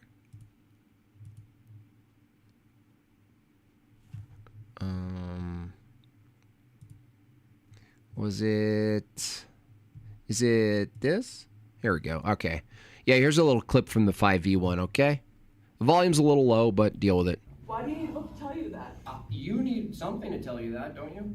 I feel like taking someone else's life is not a good thing. I know that's Morally. a claim. Morally, I understand that's a claim, that's an assertion. When we ask, do you think it's bad to kill someone? That is a question. Why is a different question. So I'm going to ask you, if you don't think God is necessary to ground morality, insofar as saying murder is wrong or this type of killing is wrong, then what would you appeal to say it's wrong? Why is it wrong? I know that you think it's wrong. It's harmful. So if it didn't harm someone, you could do something to them? It's all about consent as well. Okay. Consent and harm. Okay, so if Aunt Mildred is on her deathbed and she signs a waiver that she allows her posthumous cadaver to be diddled by a bunch of strangers, that's totally in line with your ethical view, because there's no harm, right? That does cause harm. What harm? Well, generally speaking, human cadavers have a lot of bacteria and can harm the people. No, this one's clean. No, this one's pristine. That's not how SqueakyCleanCadavers.com. What do you mean? That if it were the case that a cadaver is perfectly fine to engage with all sorts of things with, then you have to say it was okay, right? Not necessarily. Okay, how about two brothers being married together? Sexual relationship, two brothers. I don't have a stance on that, personally. Oh, well then you no longer should have the microphone. Oh. Oh, snap. Burn. Yo, burn, dog. I'll burn that. Yo, I'll burn that bitch. CleanCadavers.com. That was definitely my favorite part of the whole, aside from just like socializing and partying with people. Speaking of partying, shout out to DPH for giving me this amazing, sentimental bottle of bourbon, which I'll probably drink during my Mormon debate next week. Or this week. When is it? Could be this week. Big old bourbon bottle. I need to go buy a giant square ice cube from 7-Eleven. So, talk about... Hey, Tony, talk about yucky juice. Whew! How would I feel if I hadn't had breakfast? That reminds me I have to poo. Keep going. Don't mind me. No problem, dude. You're just, Vagine, you're probably pooing right in your office, which is also outside. Thank you. Someone just bought the 3 books. Shout out to that person. Appreciate the support. Great way to support the channel, my family, my pursuit in getting a slightly larger place so that I can finally do metalsmithing. Speaking of creative work, shout out to Justin in the chat, who, not Half Black Justin, but Justin Merck. He is an iconographer, and because Megan's Saint is rather difficult to find icons for, having an iconographer be one of my patrons, being one of my supporters, is so awesome. He's actually making the icon, and he's giving me progress reports on it. And once it's done, I'm going to give you guys a really nice progressive development visual of it. So shout out to Justin for that if you're in the chat. God bless you. It's a fascinating process, something I might consider becoming in my older years, something maybe I might do. But anyway. Thank you for that support. Great way to support me, you guys, is getting yourself the books over at madebyjimbob.com. Helps a whole lot, and you get something in return, and it's something you can get for Christmas. Now, I know some of you are saving your funds, appropriately so, for the mass-scale, massive Where's Waldo style print that I'm going to do. which has now about 25 of you verified, will be in the print. I'm making a consistent list of other characters to put in the print. There's going to be repeat characters. I'll definitely have like Candace Owens back in there. James Lindsay's definitely going to be in there. There's going to be a whole section of wall kissers. I'm going to have Ben Shapiro sitting on top of the Wailing Wall, looking down at people. Maybe juggling shekels, like this. That should be good. Very excited for that. I'm going to be kicking ass this whole next week and a half up to December. So it's going to be a lot of work. A lot of work. Oh, yeah. Yeah. Oh, yeah, Justin Hopkins thought it was a shout-out. No, it was a different Justin. So,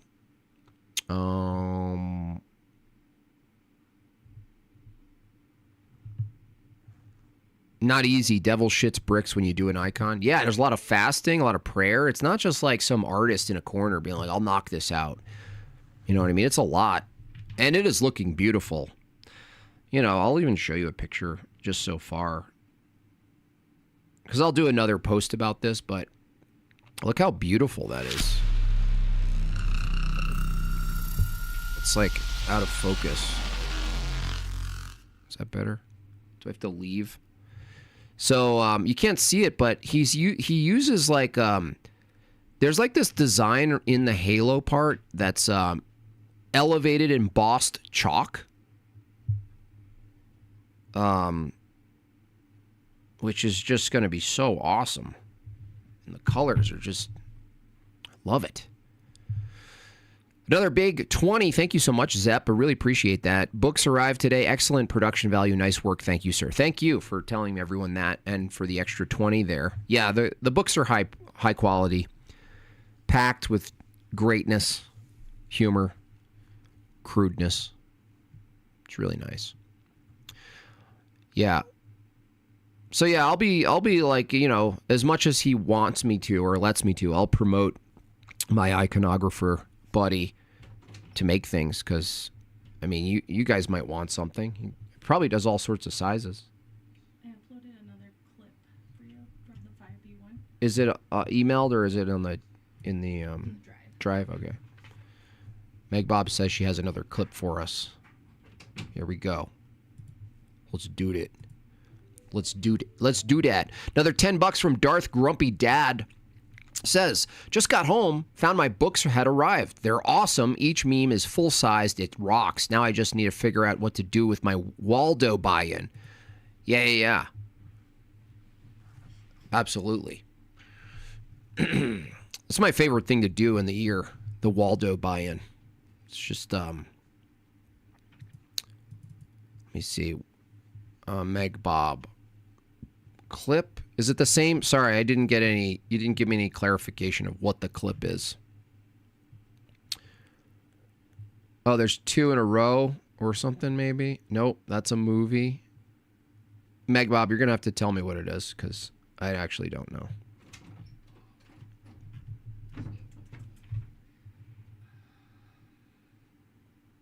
That one? Okay. All right, let's take a look at this one, shall see?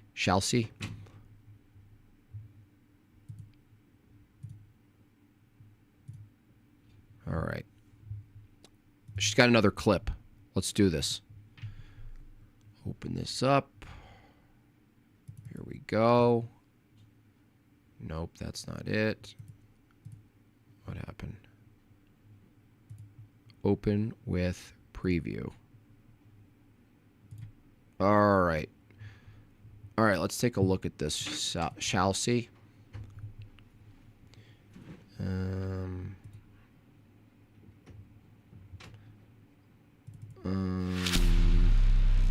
Oh my goodness! Holy cow! That is a big super chat! More evidence that Australia is real. Austin Roberts, always super generous. W's in the chat. Give that comment a bunch of likes and hearts, shall we? Amazing job with the debates, Jim Bob. Thank you so much, Austin. I really appreciate you. All the way from Australia. All right, let's see what we got here. DebateCon 6 Nashville. Okay, here's another clip, you guys. Ready? See if we can get this a little bigger. And action. Thank you. No. We exist as a proposition. The thing you're calling truth, right? Even a proposition, is that made of something? Is that physical, made of matter? Proof. Proof? Yeah. That's another one. Can I step in proof? You can enter its realm. Its realm? So Yeah. you do believe in non-material things? Both. Okay. So if you believe in non-material things and you believe that material things exist also, if you were to put God in the immaterial realm, Yes. then you've just admitted that it's rational to believe in immaterial things, that it's not evidential. It's not a physical thing that you're talking about. But they're supposed to be, if God truly do exist, there's supposed to be certain fundamental foundations, especially doctrinal substances. Well, you're talking about whether it's rational to believe X exists. Correct. And your standard is evidentialism, right? Yes. Okay.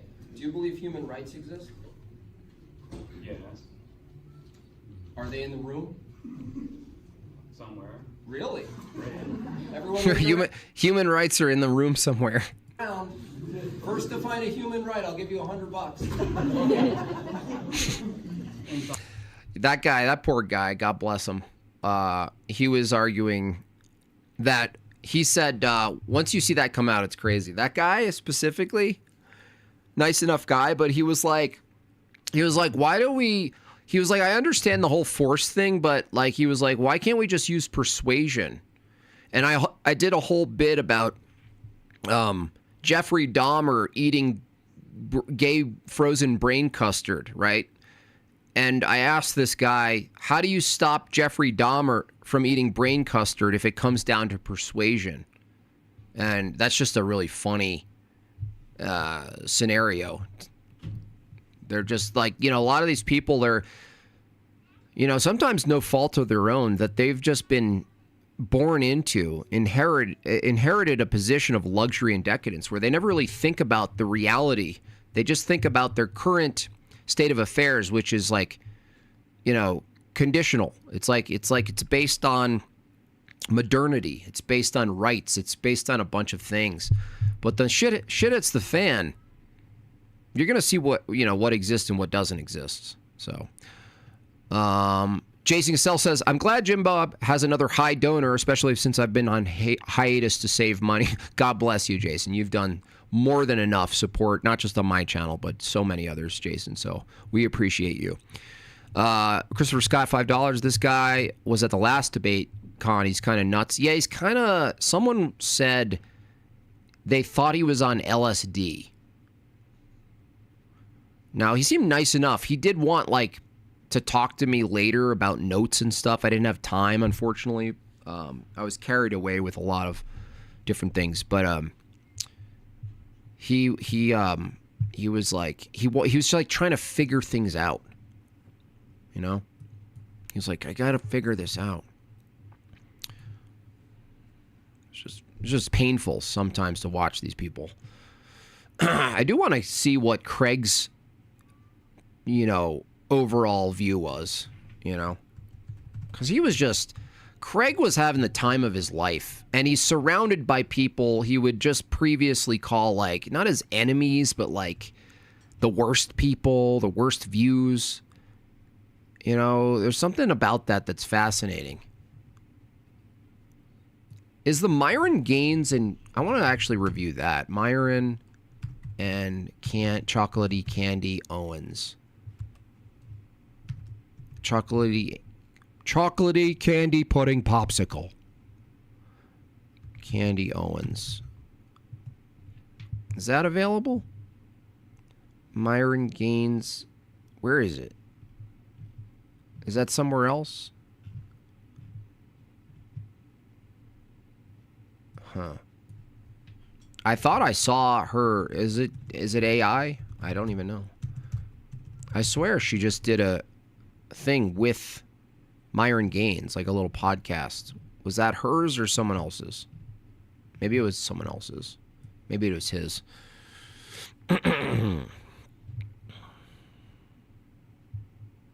Is it tomorrow? Oh, okay, thank you. So that's coming out tomorrow. That's gonna light up the internet a little bit. That's gonna really get James Lindsay really feisty. Speaking of massive donors taking the temporary spot as the highest elite class at Jortlandia is Chaw. Holy cow! That is a big super Seriously, I mean, that's a super chat that caught up. Yeah, I mean, you could have bought a small family in India. You know, you could have bought a whole boat of shitters. I'm feeling generous too, and while going through some and not so fun personal life stuff, it helps to contribute to one of the voices that we need. God bless Jim Bob and your wife.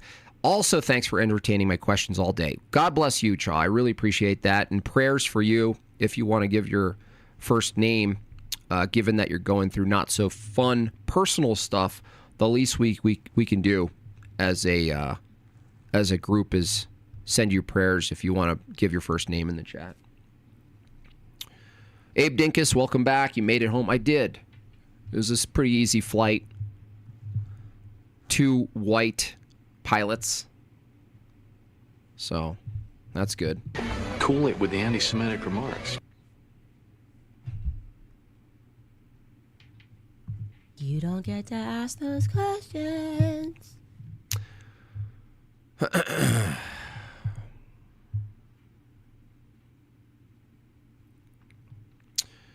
So, thank you for that, Chaw. I really appreciate that. Sean. Okay, Sean is his name. So, prayers to Sean.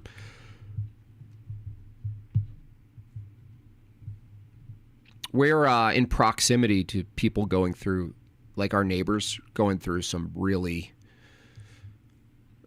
could potentially really tough next couple of months. So you guys could do that too.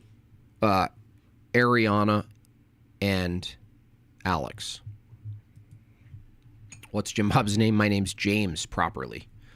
But I only use James when I want to be taken seriously. When is that, you say? I'm still trying to figure that out.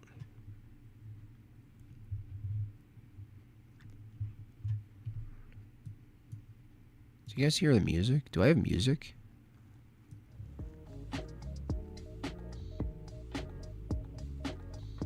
Aw, damn. Oh, snap, son. Oh, my goodness. In other news, I think I'll be talking to Mr. Tony today, and we're going to probably set a date when you guys get to see a stinger for, let's be honest, it's going to be the best, at least online debate show. It's going to be the best online debate show. At least the most fun. Might not be the best debate itself, but it's going to be epic.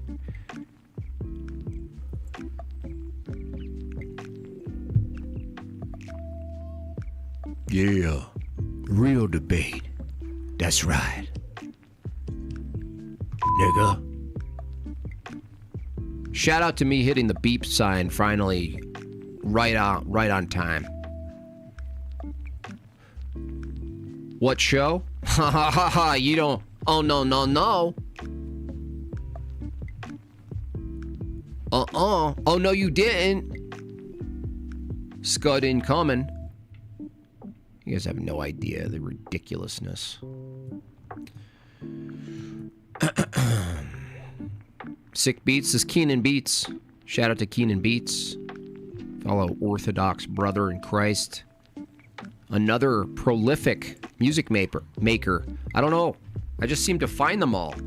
We got Dr. Evo. We got Hello Listener. We got Keenan Beats. We got Austin.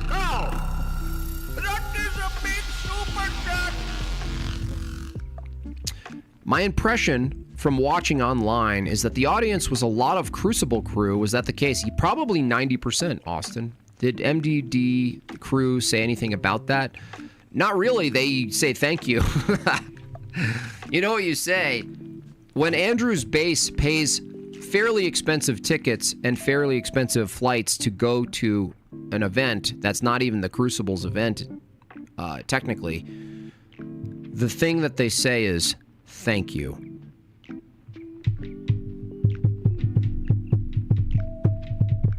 Will anyone be able to come to debate? Yeah, Jason. It's pretty open as far as like who gets to debate. I'll still do some policing and some what do you call it? Vetting. But because half of it is sort of meme debates, half of it's serious debates, the key thing is that you're just willing to participate.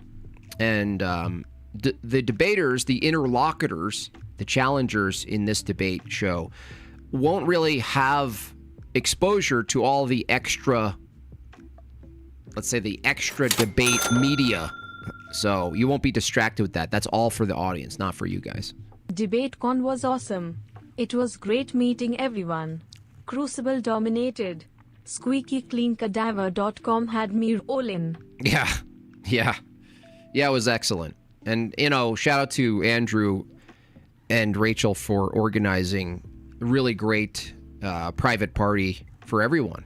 Invited everyone. No matter where you stand, you got to go there, eat for free, drink for free. That was probably, I'm going to say that was a pretty penny. The most popular, most sought after down Broadway honky tonk location. The entire top level was rented out, so I won't ask. So yeah. Did I ever do blackface growing up? I don't know if I did. I know I did digital blackface. I don't know if I did. It may have been a thing. I probably did. Probably in high school for just fun. Maybe. Boop.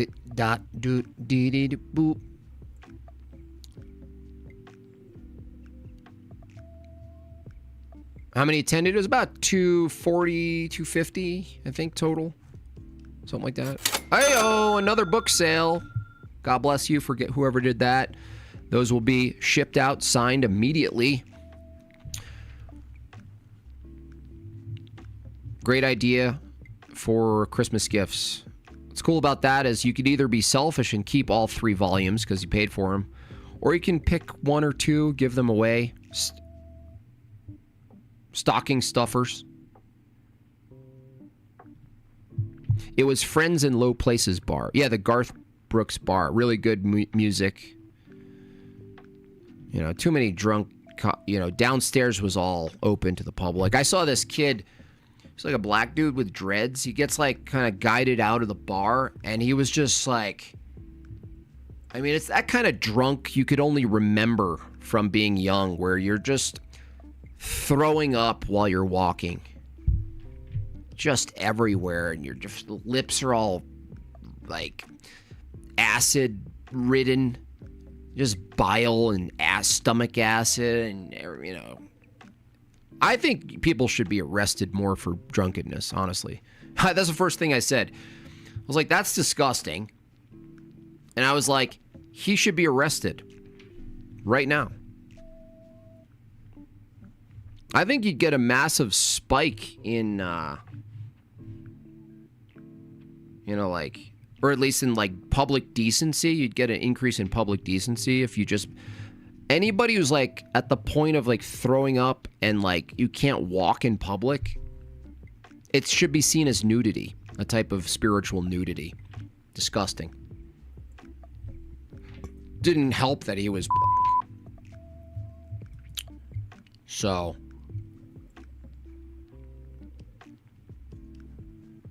know what I mean? DPH saved you from getting barfed. Yeah, you were oblivious.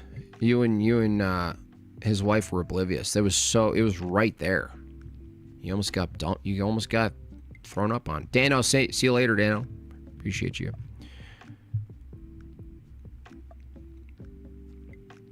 So, anyway, what a great time. Excellent event. What an increase in value modern day debate has achieved from the very beginning. You guys remember, right? Who's been here for long enough to know what modern day debate was just like 3 years ago? I mean, it was completely dominated. The entire chat was dominated by leftists, by people like that Ecuadorian person. You're all racist. Just call people racist the whole time. You know?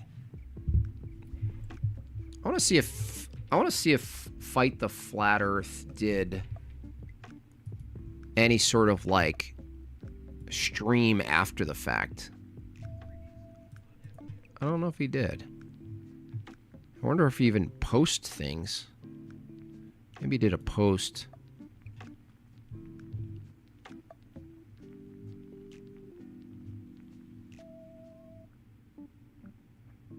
No, nothing. He's gonna get some fight back, you know, Craig is. Because he's gonna say these guys are great, you know. I don't agree with Andrew, but he's a good dude. And he's gonna get eaten alive for it, unfortunately, so.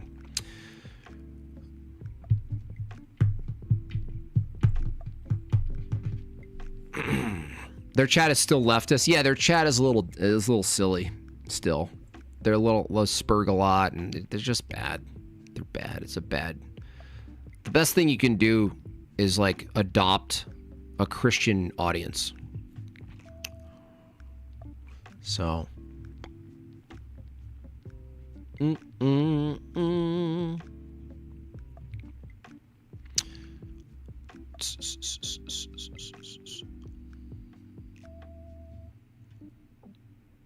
Anyhow, what else? I feel like I'm missing something. Was there something else that happened? I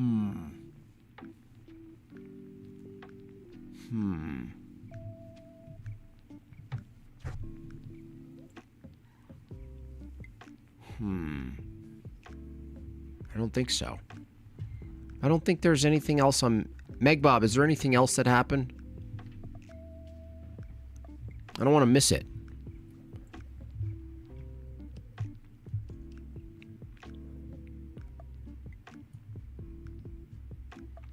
Production looks like it was designed by Alan Keller. Oof. There are a couple of MDD chatters that pop in here sometimes. They loathe me, yeah. Yeah, they loathe me, but they're here, right? They do. They loathe me, but they're here. Well, I have that effect sometimes. What else? What else? Is there anything else? Why am I heretical? Oh, this guy's the worst. Oh, I despise this one.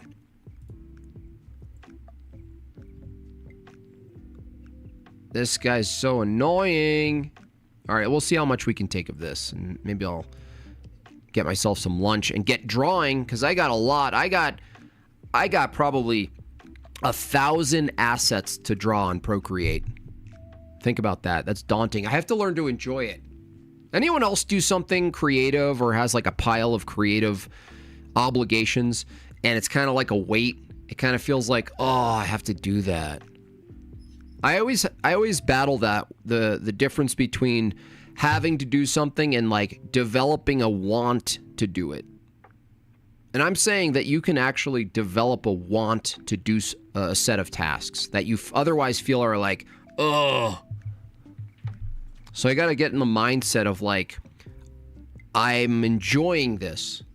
This is great. It might require this bourbon.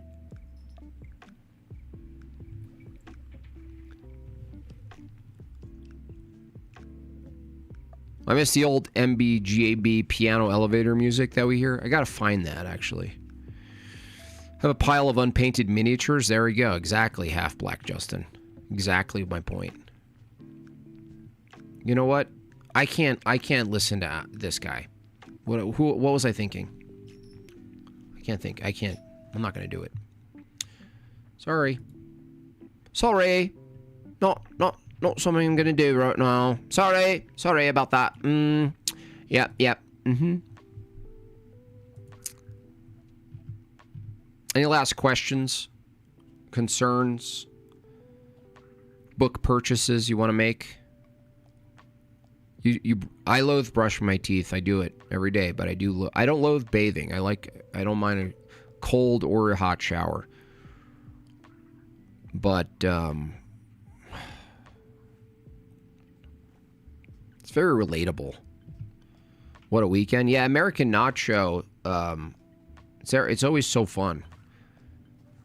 And I told you the fun story, but this is my favorite story with American Nacho, how he progressively gets more force-pilled as the night goes on.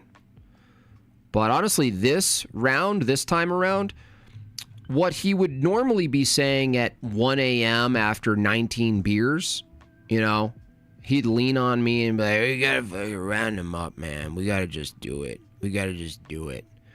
He was saying that at like 1 p.m. I mean, American Nacho was coming to, final solutions after lunch. I went to school for blacksmithing for a short while, but my dog got cancer and I had to quit. No time for it now, but I wanna set SMTH up in my basement. Any pro tips on what to learn and set up? No, blacksmithing is larger scale than what I do, which is smaller scale jewelry. Same principles, but I would say safety. Blacksmithing really should be highly ventilated. A lot of times blacksmithing is done in a massively open area, if not an open garage that has the door open, or a large sort of like environment that can't be lit on fire. You might want to start smaller, like garage welding. I don't know if you should just go straight up blacksmithing in your basement. Maybe a garage, maybe your driveway to start. It sounds like it might be. It's a lot of, blacksmithing is a little more involved, where there's a lot more peripheral fire potentially and things like this. Shame works. It does work for $10. Austin Roberts just shamed me into 3 volumes of Savage memes. William Lane Craig shamed Alex into dropping Cosmic Skeptic moniker. Did he do it? He did it. Should drop it. Well, even sometimes a heretic like William Lane Craig can say some right things. I think I have a knockdown argument. Evolution, we evolved to be God's chosen people. We evolved to God's image bearer status is a product of evolution. Okay, old weirdo. Okay, weirdo. Yeah, don't run a forge in your basement. Yeah, and that's coming from a good authority. Enslaved by Truth spends half of his time on the internet watching accidents and mishaps in working environments. You know what I mean? He would know.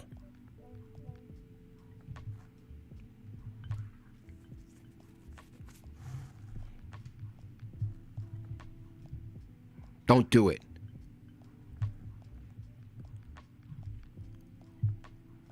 Probably not a good idea. Even welding. I wouldn't do welding in your basement either. I could do small metalsmithing in my basement. Small scale studio stuff. That's the joy of jewelry making, is that it's just all the things you think are really cool, like making of massive fence or a gate. You're just doing it smaller. And in this case, I'm going to focus on beautiful Orthodox crosses and things like this. Even the wooden ones that are framed in metal, I want to make those. The big priest style ones, those big ones. I'm going to go for it, man. Too much beauty to not make it.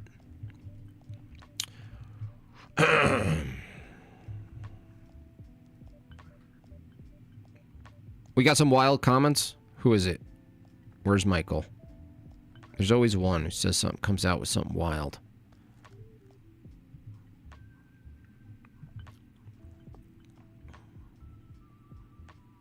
I spent half my time making mishaps in my work environment. Yeah.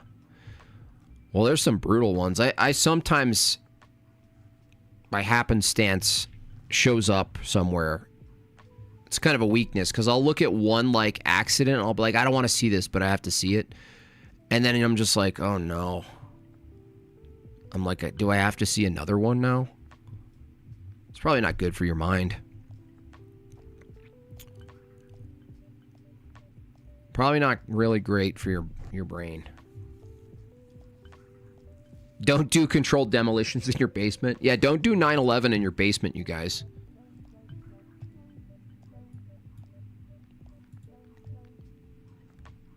Michael's making all the Michaels look bad. Where? I don't see a Michael. Am I not seeing him? Michael. Okay, Michael. Okay, let me see. Was Jesus a Christian priest? Christ is the high priest of Christianity. Christ established a church. He's the high priest of Christianity. What you talking about, son? Christianity isn't the religion of Jesus. Really? What is it? What is the religion of Jesus? You tell us. Whatever you think the religion of Christ is going to be downstream from his apostles. Unless you think Christ was like some sort of weird Gnostic magician and nothing we know of him is true, then you don't have any knowledge of Christ. It's all in question, bro. It's like the Mormons. I welded building 7 that's actually really funny, Zorched. It's like, I did the Twin Towers welding.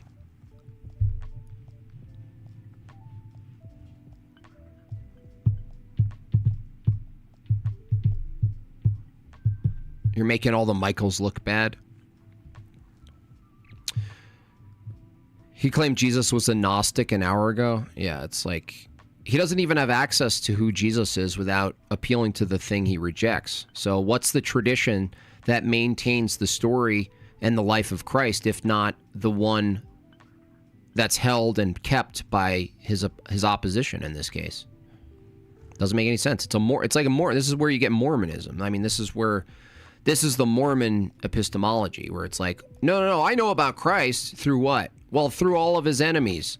Wow, interesting. I know about what Christianity really is through what? Through the holy tradition that you reject. Weird. Interesting. That's wild.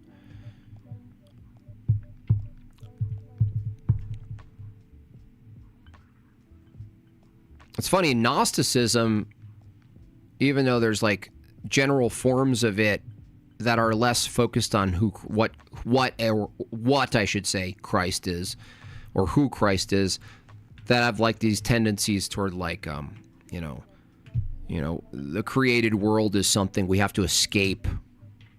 It's like this terrible prison and all that.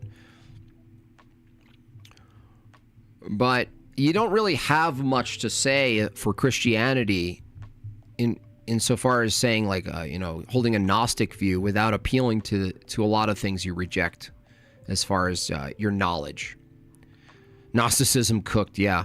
Thank you, Father Deacon Ananias. I used the stepped-in facts a whole lot, and not only was it effective, but it got me a lot of giggles. So, wanted to credit patristic faith for that. It was good rhetoric. Thank you. I'm gonna keep that. Michael's straight retarded. Yeah, well. What would you say if I told you I was mentally retarded? Shame.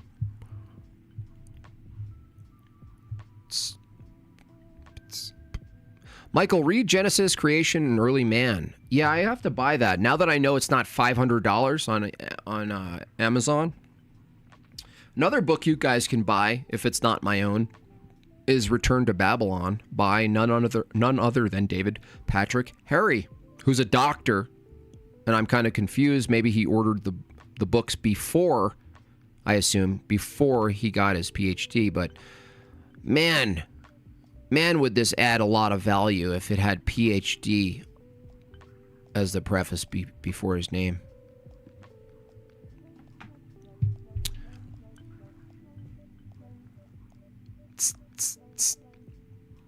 Boom, boom, boom, boom, boom, boom.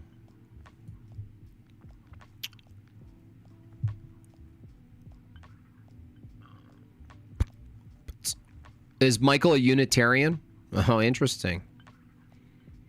So why follow Christ? Why follow Christ at all? The book is an amazing read. Well, I hope it's not too hard. I mean, you know, Dr. David Patrick Harry is absolutely a nerd who has a wealth of technical language, I would say. Now, he's really rather good at using natural language too, but his like, you know, his premier skill is really like technical work. I hope I can follow it. I told him I might need a retarded like audiobook style where it just makes everything simple. I was like, do you have a children's book for Return to Babylon? You know what I mean? Because this is really effective for me. Child's Guide to Divine Liturgy. Easy peasy. So easy. I'm like, yes, yes, yes, and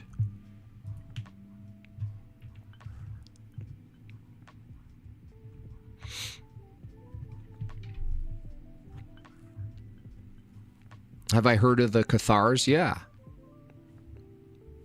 Is that an argument? I love when you question people, they're just like, have you heard of that? Do you know what that is? It's like, yeah.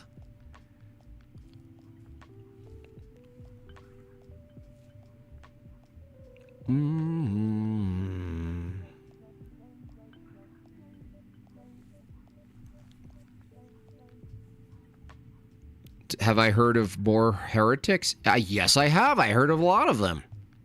Have you heard of this heresy? Yes, why, yes, I have, sir.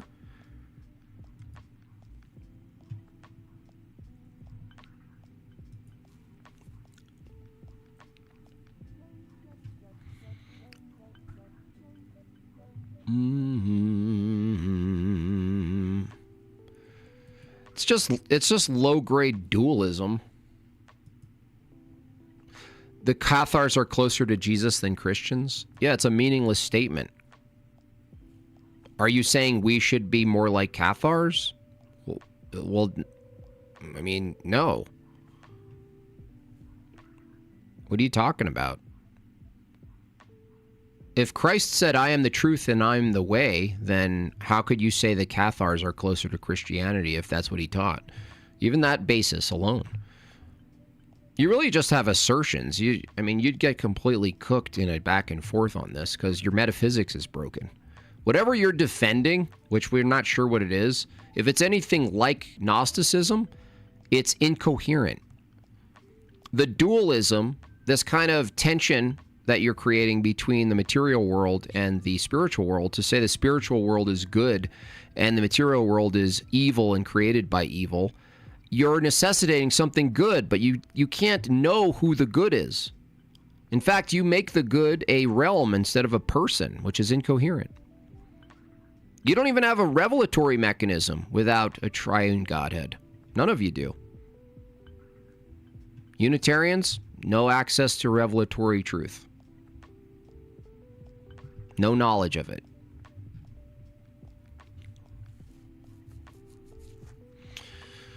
It's It's just all incoherent gibberish. It's all new age stuff where people do too many mushrooms, too many drugs. Look, David, I'll ask Michael right now. Hey, Michael, have you done a fair amount of mushrooms?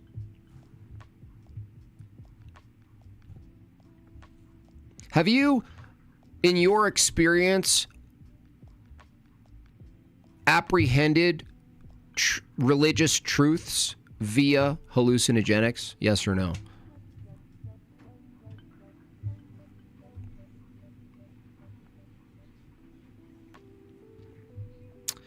Make sure to read his introduction. It will get you excited to read the whole book. I will. I usually skip that. I'm glad you told me that, Jason. I do skip a lot of intros.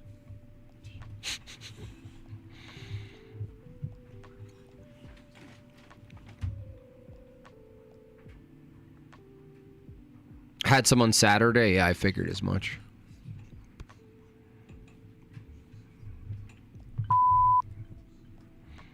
How did I know?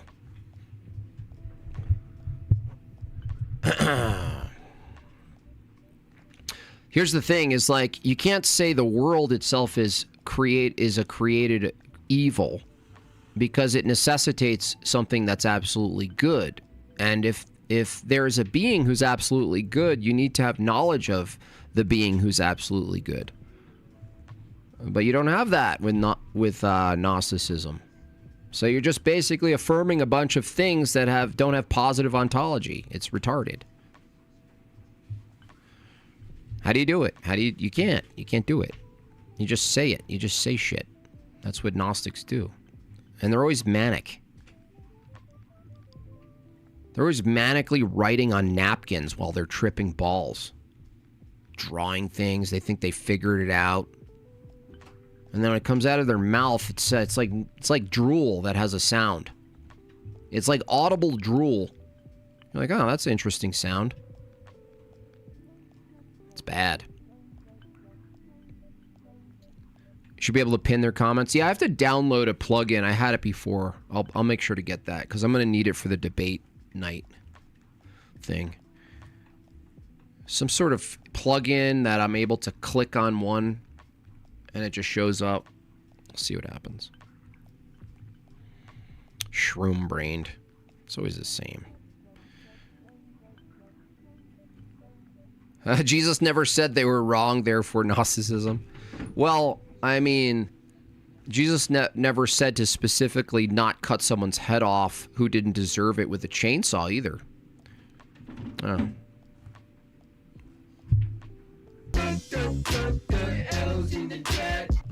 It's so bad. It's such a waste. Such a waste of time. JB, one thing I don't understand is why can't atheists use logic when you can? I don't say that atheists can't use logic. Atheists can't justify or ground logic. Atheists can use logic. If you ever get someone who calls themselves Christians who's in like a chat or a Discord and they're trying to do pre-sup or tag, they're wrong if they say atheists can't use logic. That's not the argument. Do you have a chat or a beer with Planet Peterson backstage? I did. At the bar, I did. He got kind of mangled by Jake Rattlesnake. Jake Rattlesnake did a very good job. He was entertaining and rhetorically superior. And it really frustrated Planet Peterson. There was a point at which Planet Peterson told the whole entire room, fuck you. So, I think he was like maybe dwelling on that. And so I walked up to him. He was sitting alone at the bar. And I sat with him and had a beer with him. Tried to summarize the debate he just had with Jake Rattlesnake and where Jake was coming from in his argumentation.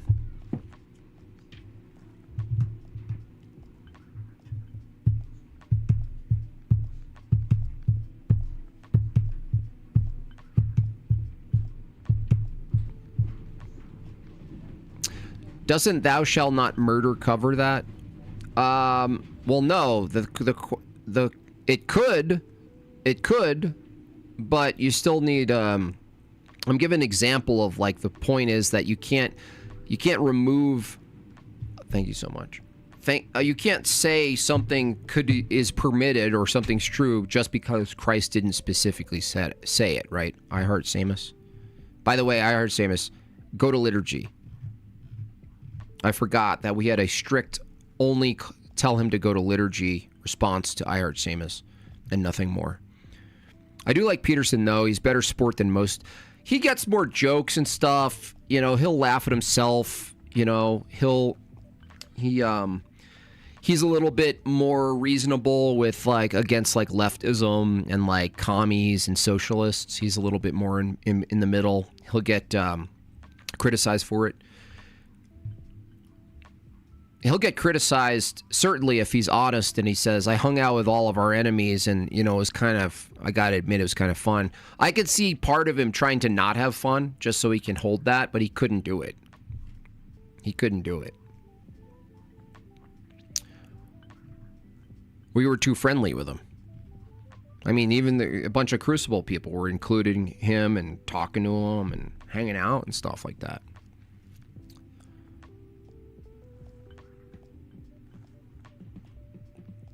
So,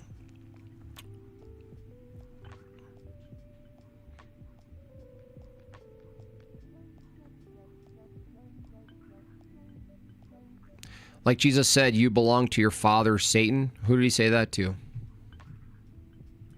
Dude, don't quote mine. I'll just ban you if you're going to be lazy fuckhead.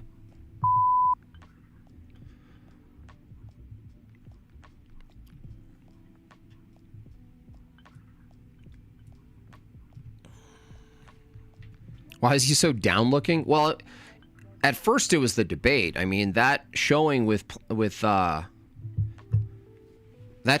Jake Rattlesnake wasn't good because Jake really presented a really funny but valid dilemma. And the dilemma is simple. It's like either secularism allows anything. You know, in other words, it has no normative authority. It allows anything that just can be called secular, including a bunch of Christians just being like, well, no, not Christians, a bunch of people who just say, we want to adopt Islam or Sharia law or right-wing Christian nationalism, authoritarianism. It's secular. We're just calling it secular. It's just we're adopting the heuristic, but not with the beliefs. Either you come up with a normative position for secularism, or secularism includes what you would call Christian nationalism and everything in between.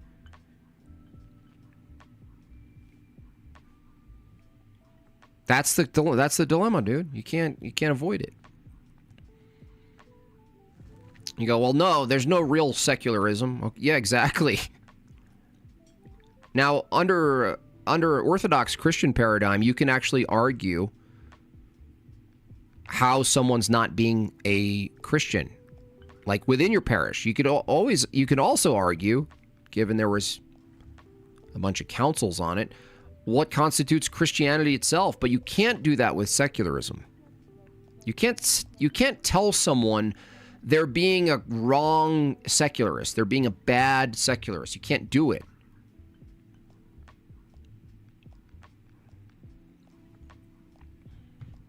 That's why when Pine Creek Doug was coming out and saying he was conservative, he was pro-Trump, he has this economic mindset of a conservative.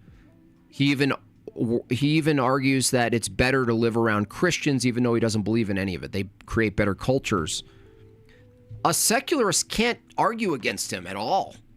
There's nothing a secularist can say to another secularist who just prefers all of the Christian fruit. They can say nothing.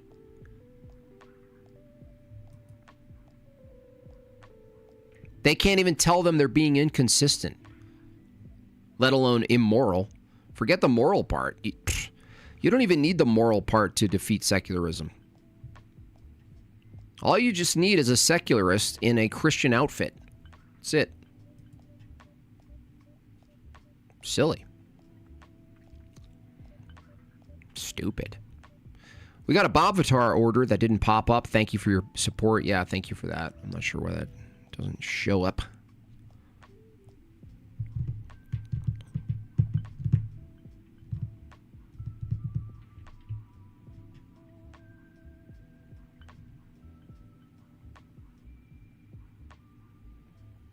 Anyway, I'm going to eat some lunch so you guys don't have to hear me chewing.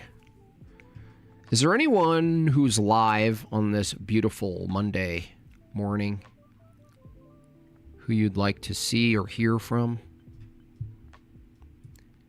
Anybody whose voice suits your needs? Another $5 to JB, please review Luke Nickel. He is like the emerging banjo Jesse Wells. I know of him. I've already seen him. I think he does write his own songs. I'll give him that, which I still think Jesse Wells is a fraud. I reviewed him a while ago, actually, his early Luke Nickel. He's doing okay.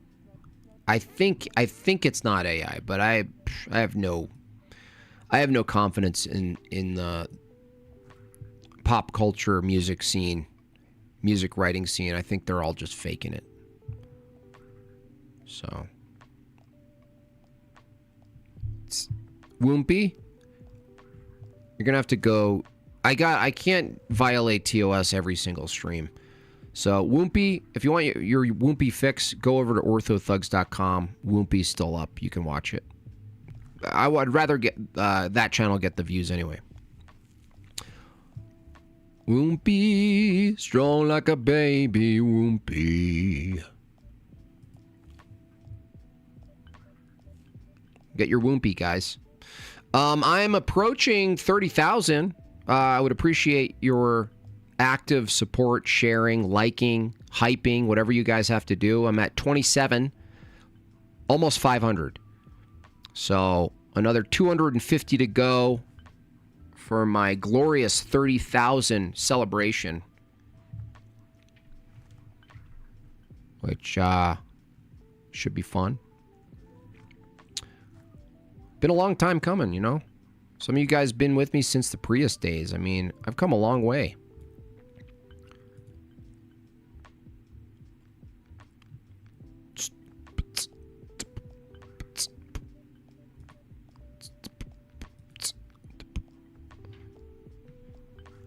Alrighty.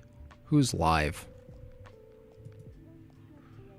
Sursac Thorpe's. Just wanted to let you know the wife, kids, and I will be baptized into the Orthodox Church over the Christmas season.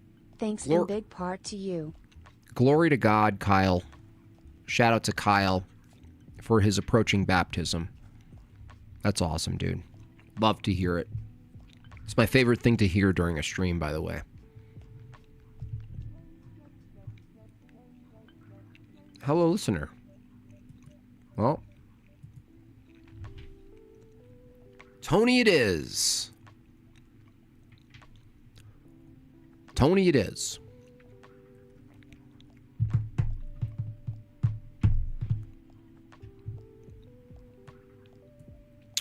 All right. Thank you all for your support. Again, big shout out to everyone who made it to DebateCon, to meet me, to hang out with me. I really appreciate every one of you, and every minute I got to spend with you guys was awesome. Great to finally place a proper name and a face, physical face with the chat names, and I hope to be able to do that more, you know, once or twice a year would be great. We'll see if we can do it. So, you fought Gnostics yesterday, Jimmy. I'll check that out on your channel. I'll check that out, Abe. With that, I think I'm going to eat some lunch, relax, get a little more rest. I didn't get fully rested from the weekend, honestly. Orth, the other Kyle, $20. And here's also $20. Thank you so much. And please, like, if you're comfortable, I also like to share photos of people when they're in their white. It's a very beautiful moment there. Something just so pure about that. Provo, nice to see you. Thank you for watching. I think that's it. I'll see you guys over at Tony's, I guess. I'm gonna eat a sandwich and start drawing. I gotta draw a lot of you guys, dude. I gotta draw a ton of you all.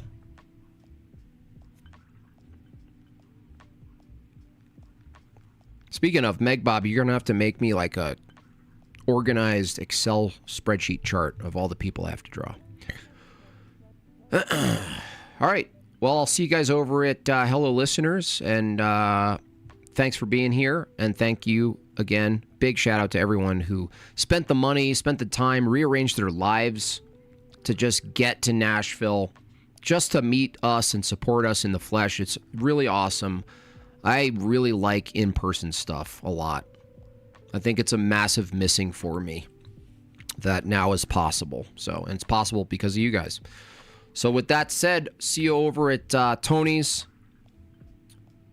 And I'll see you guys tomorrow. I'll keep you posted about the debate this week. I got to make sure the time frame is good for Jake, because we're going to dual stream it from Rattlesnake TV. With that said, thank you for the book purchases. Buy more if you want. The books are available at madebyjimbob.com. Get them in time for Christmas. Megbob is shipping them out. They're all signed by me. You get 3 for a deal. And it's a great way to support the channel, support what I do, and also get yourself and your friends some gifts for the holidays. With that said, much love to you all. God bless you all. Go to liturgy.